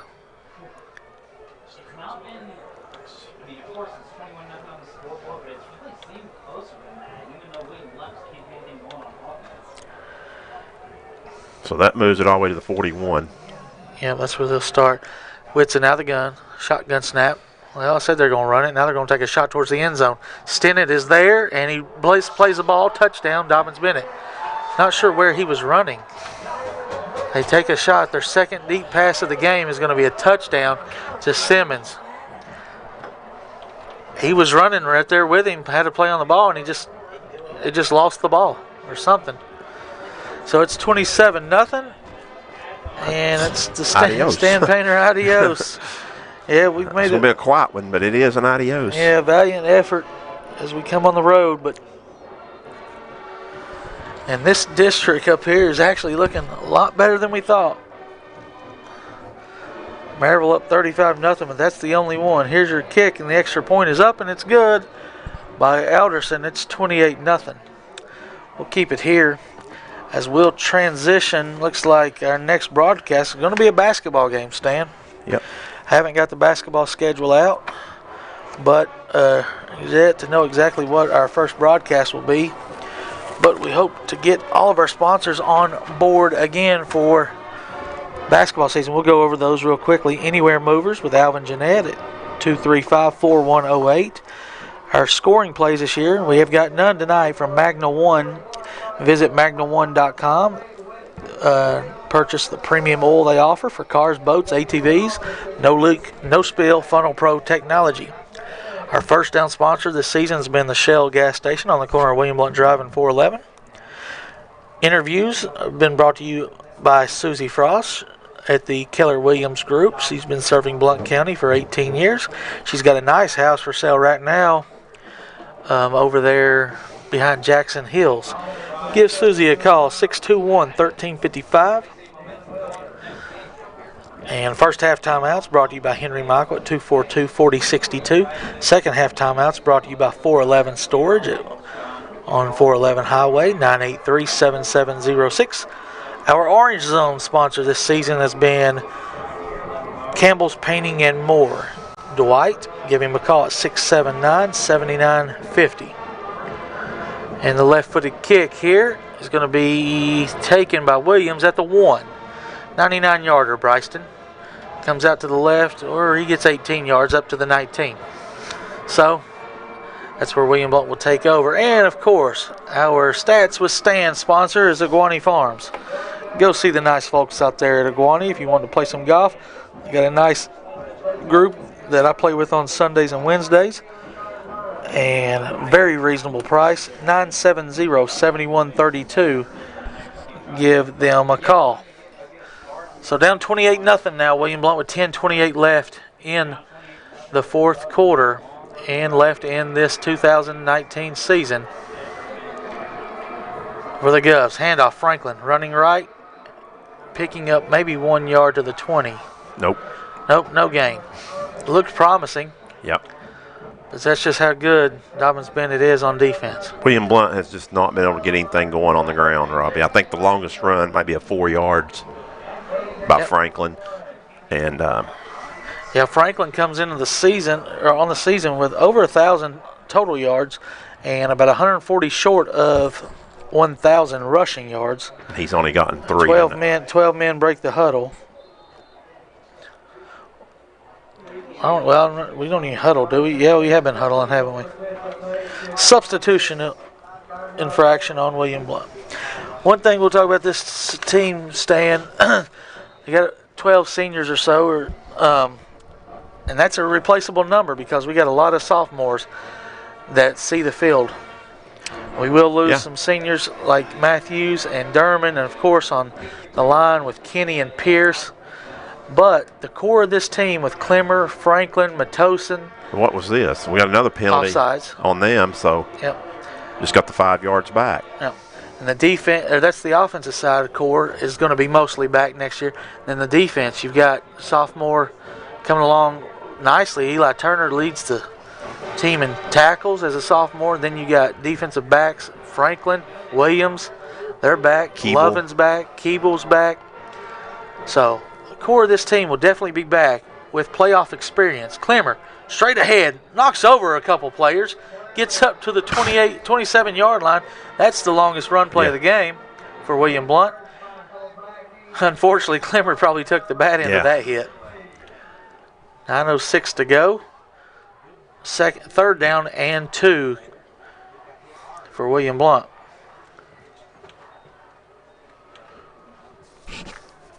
Three receivers left, one right. Tailback is Robbie. William Blount still looking for their first down of the second half. So, on 3rd and 2 right here. See if they can convert. They'll look to pass for it. He throws it behind Williams. 4th down and 2 coming up. William Blount will go for this one.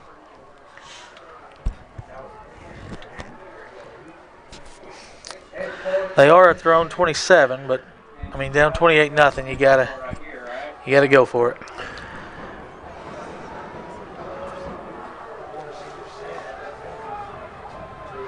Here is a handoff to Cooper. First down, yardage past the 30, up to the 32. It's a Shell Station first down for William Blount. They'll reset the chains and quickly go to the line of scrimmage.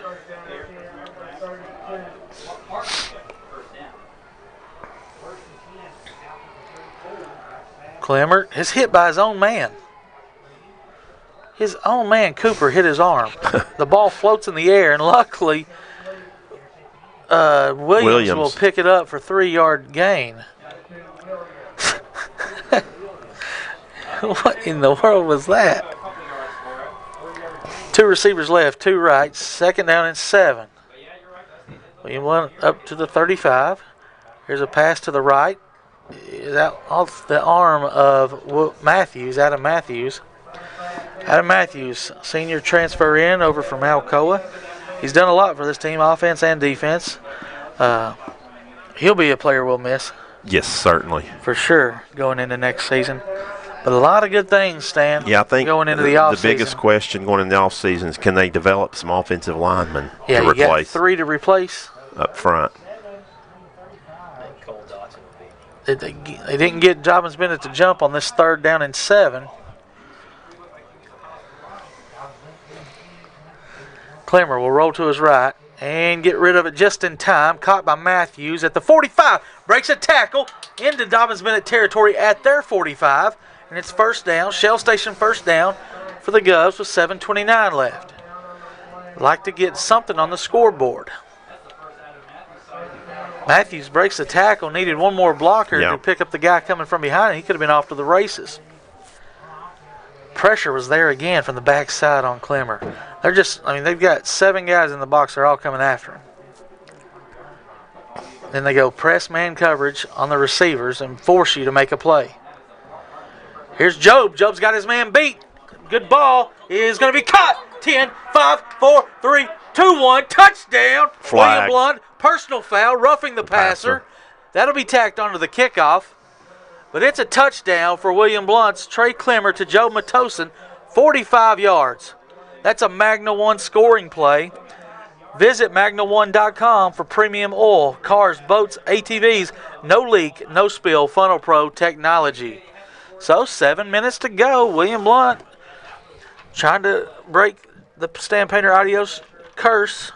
They'll have to do some scores and some. He's 256-0 all time on his adios calls. Job's going to put the extra point up. And let's see if it's good. Looks good. It is good this time. And it's 28-7 with 7 minutes to go. Short break. Don't go anywhere. Maybe William Blount can get an onside kick.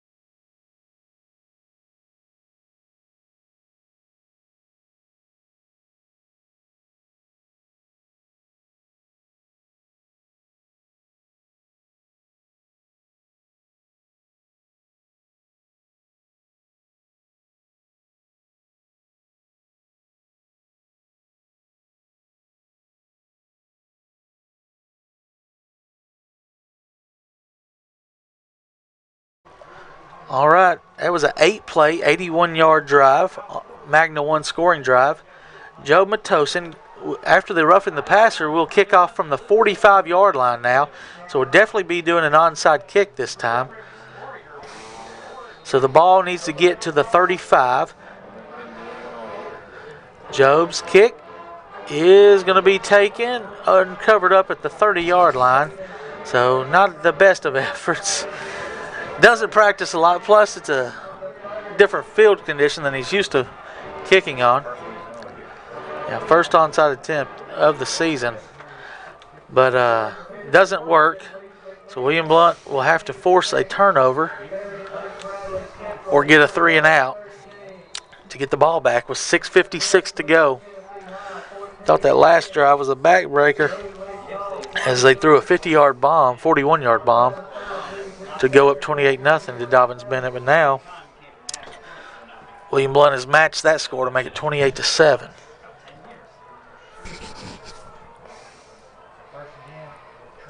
Armitage stands beside Whitson. He gets a couple yards past the 30, maybe, 2-yard gain to the 32.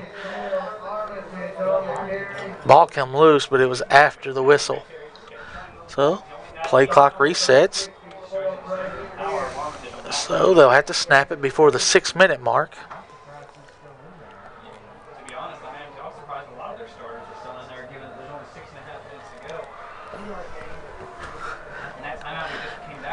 They're going to huddle up here. So we'll say maybe about 14 seconds left on the play clock.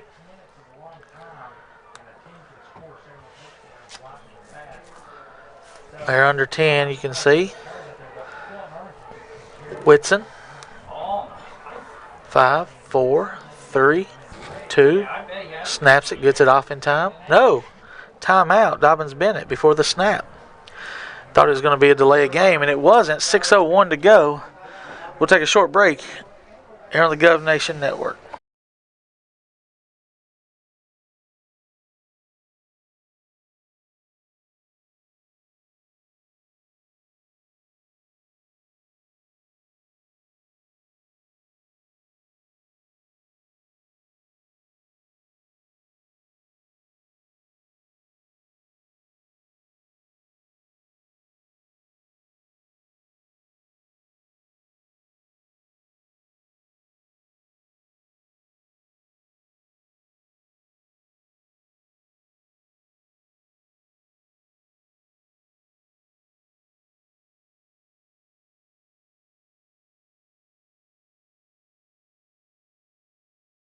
I mean, it was really a close game at that point, and it's kind of like.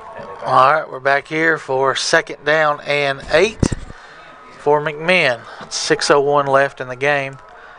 Shotgun formation for Whitson. He'll take it, and William Blount's there, but he's going to pick up 3 up to the 35, maybe actually 4 to the 36. It's Turner on the tackle, but it's going to bring up 3rd down and 4. Big play coming for William Blount's defense, needing to stop. I think you just got to send them out. You got to think they're going to hand it off. So this play will be snapped around, let's say 50, so around 5 minutes and 10 seconds when they snap this ball. Yeah, I agree, Robbie. I 5 think, wide. well, they maybe not then, but I can't believe that they're going to. But They're going to straight drop pass. Bubble screen set up this way. Caught at the 35, and 1st down yardage for Dobyns-Bennett. Up to the 42-yard line. They ran you a bubble screen, came back behind the line of scrimmage, and William Blount had one defender there to try to bring down the receiver. He couldn't do it before he got a 1st down. Clock ticks, 5 minutes left. Great job by Jackson to get the tackle, but could not get it before the 1st down. Armitage now stands in the gun beside Whitson. Whitson looking to his left, throwback screen. Oh my gosh. We got a personal foul, too, by Matthews, I believe. But that would have just done us in right there. If Barton would have intercepted that and we'd have got penalized. Roughing the passers. We came on an all-out blitz and hit him a little late. You talking about devastating. If that was one step. yeah, I don't. That's a terrible call. Unless he hit him in the head. They just showed the replay on the Jumbotron. He was one step away. And we couldn't see the full. He definitely didn't hit him late. No, there's not a late. The only thing they could have called is if he hit a hit to the head.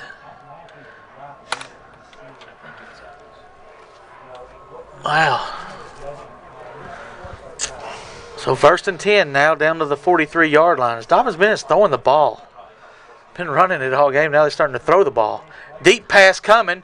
Wheel route. Matthews needs to turn around. He doesn't. It's a 1st down completion down to the 27.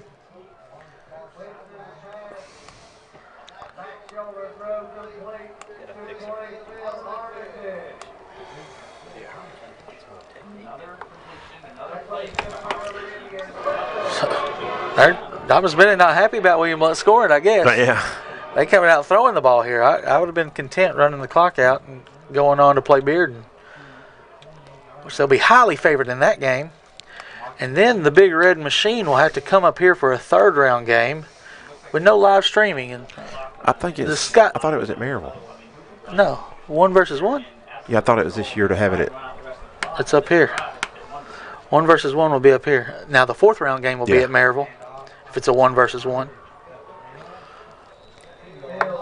Yeah, Scott West already found that out. I said, you probably won't be streaming up here. Oh, we'll do what we want to do.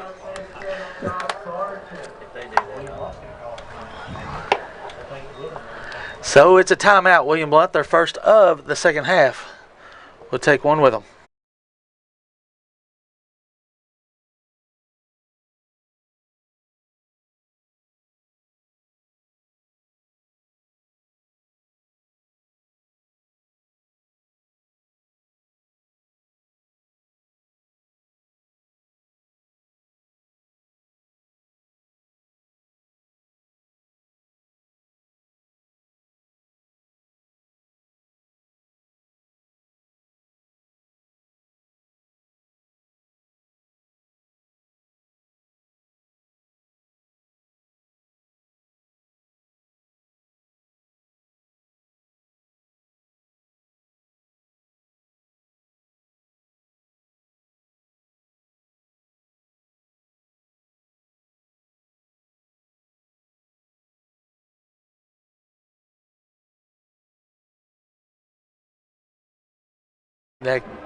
We're back, 3:48 to go, second down and 7 yards at the 25-yard line.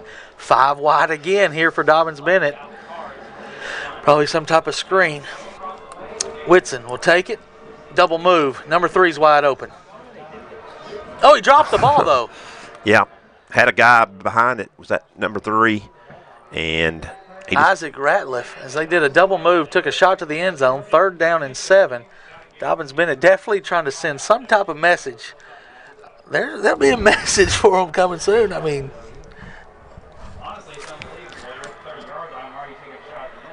I'm really confused at what's taking place.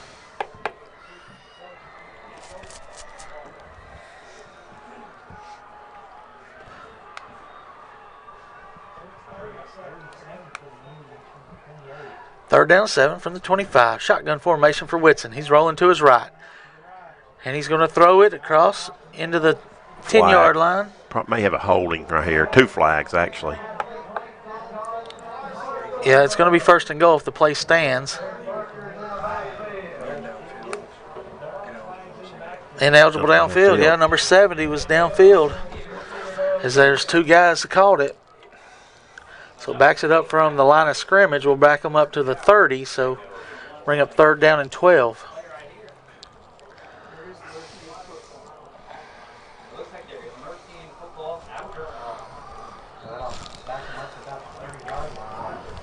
The clock should not start. It was an incomplete pass on 2nd down. Why is the clock running?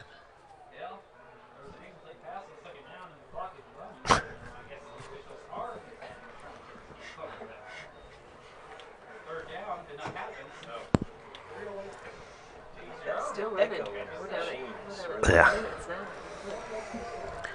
3rd down and 12 from the 30. Phillips asking the same question I've asked. When you throw an incomplete pass, you got to figure out why the clock would start.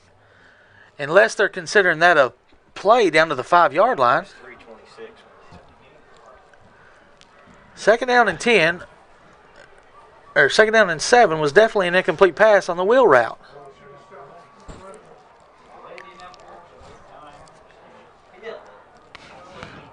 Yeah, they did have the play, Robbie, the live scrimmage play, but still.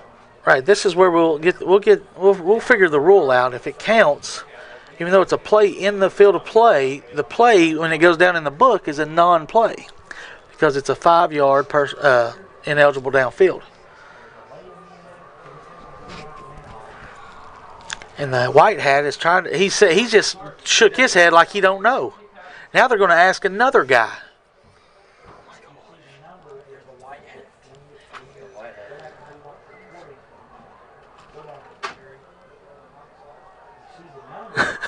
He's going to go tell Phillip, and Phillip's going to let him know what the rule is.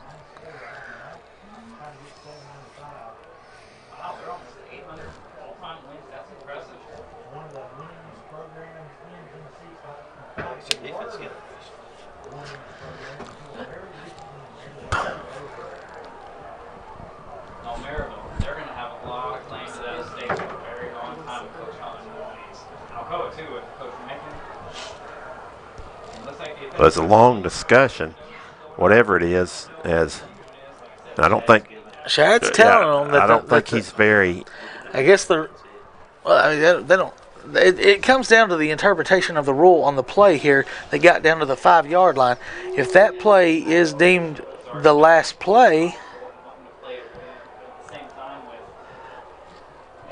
I don't think this. I think they're going to go with it. Yeah. They are going to roll the clock. So by their rule,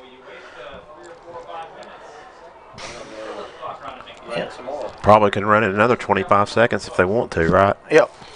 From the time they wound it. They may not, though. I don't think they're trying to score. Yeah, they're wanting to score. Here's a play action fake.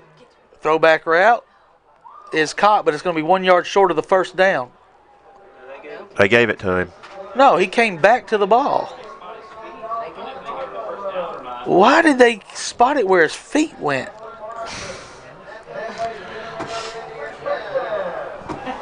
First down. He dives back at the 20-yard line.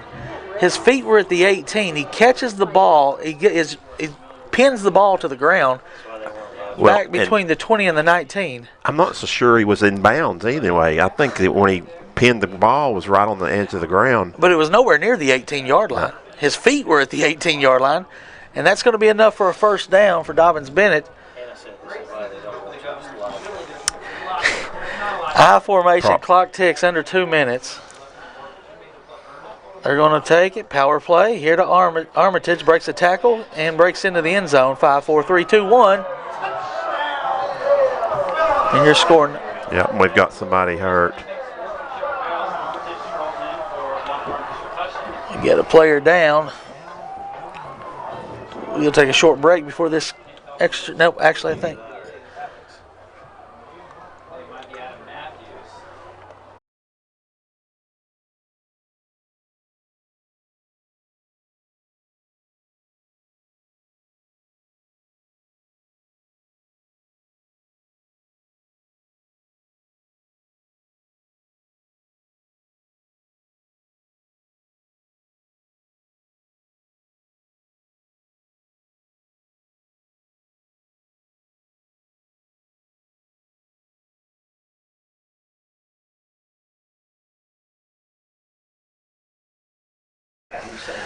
All right, it's now 34-7 with 1:43 left. Dobyns-Bennett puts one on the board there. Controversial first down series there. Extra point is up and good. It's 35-7. So we'll take a short break and come back on the Gov Nation Network.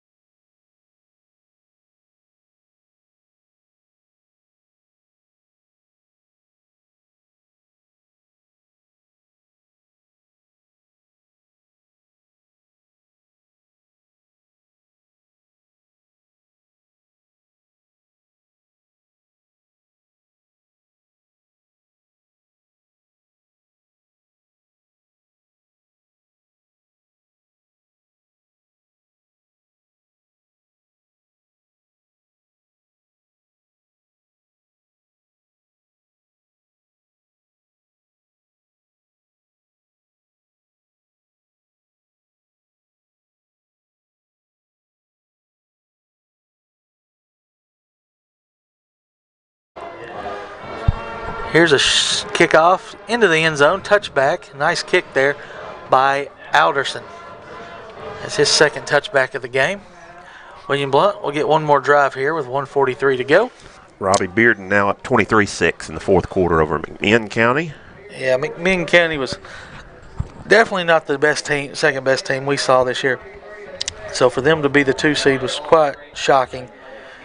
But you just make them one-dimensional, Stan. That's all you need. That's what we were planning on doing. If we got through this week, we thought we would have a very good chance next week. We thought this week would be the toughest week. And an upset, Robbie. It's not over yet, but Gibbs leads Tennessee High 14-13 with 10 minutes to go in that game. They run that wing T, shorten the game. Shotgun formation for Clemmer. He's got 3 receivers right. He's got Cooper to his left. Hands up and hits one to Keeble. Keeble's going to pick up 5 yards, so there's your sophomore. Brandon Keeble getting a reception. And then you got, I haven't mentioned another receiver, Norman. You got him coming back next year. So all your receivers minus Derman and Matthews. Yep, Zach Garner, another junior. Gardner, yeah. Here's a dump off to Ryston Williams. Tries to get wide and then lowers the boom. Picks up 2 yards up to the 27-yard line. 1 minute left here in the game.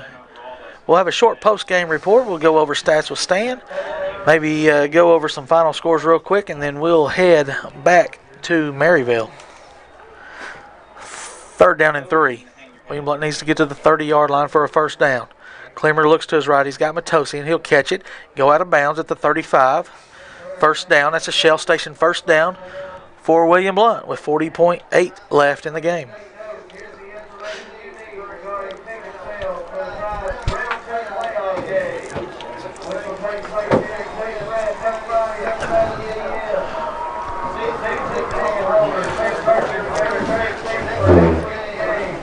Clemmer out of the gun. 3 receivers right, 1 or left, 1 right. He'll look to his left across the middle, deflected it, almost came down with it. Was Keeble right around midfield, but he couldn't.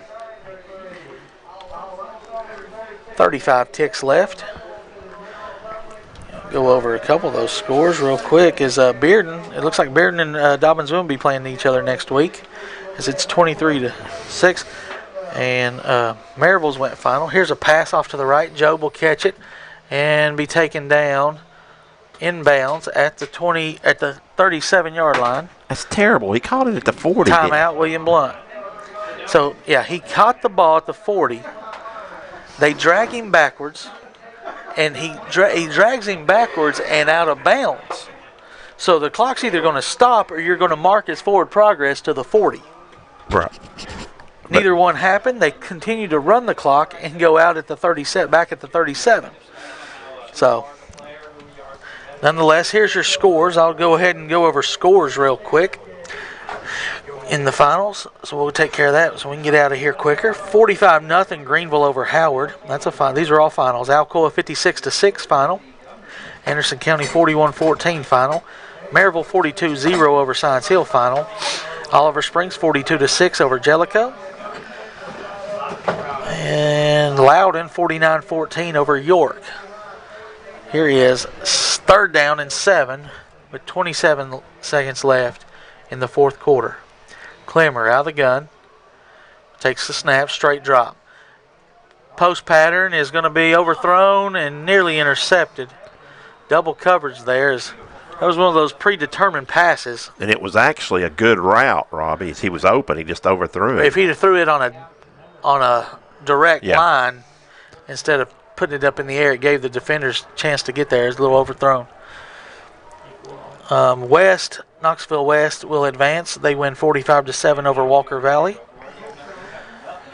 And so here it is, 4th and 7. 20 seconds to go in the game. William Blount wasn't set. There's a corner route to Derman. It's going to be his final catch. It's a first down, Shell Station first down, out close to midfield at the 48. 10.5. William Blount would get on the ball and try to run one more play. They'll reset the chains and start the clock. 9 seconds. 7, 6, 5, 4. William Blount takes off. It's the final play of the game. It's going to be caught by Derman. And that's your final score. It's Dobyns-Bennett 35, William Blount 7. We'll take a short break, come back with Stats with Stan here on the Gov Nation Network.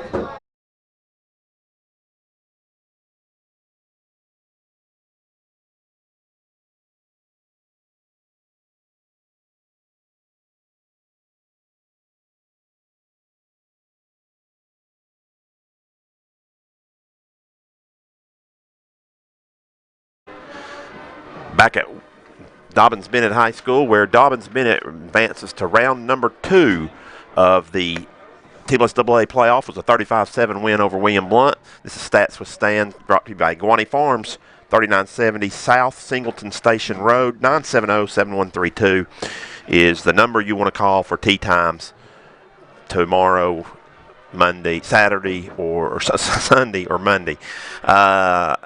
Final statistics, final score 35-7. William Blount with 10 first downs. The Indians had 25 first downs. On the ground, William Blount 13 carries, 13 yards. Not good. Dobyns-Bennett on the ground had 23 carries for 170 yards. Through the air, Governors did have some success through the air, 18 of 32 for 155 and a touchdown. Dobyns-Bennett through the air were 14 of 19 for 199, and they had 4 touchdowns through the air. Punting, William Blount punted for a total of, Dobyns-Bennett punted twice for a total of 33.5 average. William Blount punted 6 times for a 40.7, so very good job of punting for the Governors. Turnovers, Dobyns-Bennett had 2 turnovers. William Blount did not turn the football over. In penalties, William Blount was penalized a total of, and it didn't happen until the second half, but they did end up with the penalties, a total of 3 for 35, while Dobyns-Bennett was penalized 6 times for 40. Individual for William Blount statistics on the ground, Micah Franklin led William Blount with what? Actually, he did not lead William Blount. He had 3 yards on the ground. Cooper had 3 yards. Trey Clemmer was 7. It led William Blount. That does not factor in the negative on the sacks. Through the air, as I said, 18 of 32. 5 receptions for 59 yards for Matthews. 4 receptions for 33 for Derman. 2 for 6 for Bryston Williams. 4 for 58 for Matosian and the touchdown. 1 for 5 for Brandon Keeble. 2 receptions, -7 though, for Micah Franklin on that. And once again, William Blount falls to Dobyns-Bennett 35-7. Robbie, that will wrap up the season as William Blount finishes 4-7 on the year, and it's time to get ready for basketball for William Blount and start the off-season program for the football team.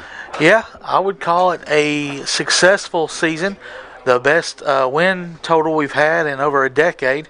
So I would call it a successful, on the right track for William Blount as they doubled last season's win total and get to 4 wins and make a playoff appearance. Not what we wanted the outcome to be tonight, but we're moving in the right direction with a lot of good young players, and hopefully this is a building season that the seniors can look back on. And as I mentioned, a lot of those seniors, Matthews, Braden Pierce, Trey Smith, and the line of Ben Kinney, and a lot of those guys and Seth Cooper, the guys that just, there's a bunch to mention, but they've laid the foundation, and moving forward, hopefully we'll be much bigger and brighter things coming forward, the Govs football team. So, and now we're on to the hardwood. Always join us on the Gov Nation Network. Be on the lookout on the Facebook page. You'll see when our first basketball broadcast will be on. We got a couple good basketball teams coming up for William Blount. The girls are always there, right in 4 consecutive region bursts, and we'll see if they continues. And then the boys with back-to-back regions. So we'll see if they can, Coach Kevin Wendell and Coach Todd Wright can build on those successful seasons. So for Stan Painter, I'm Robbie Lotz. Thanks for everybody listening tonight. So long.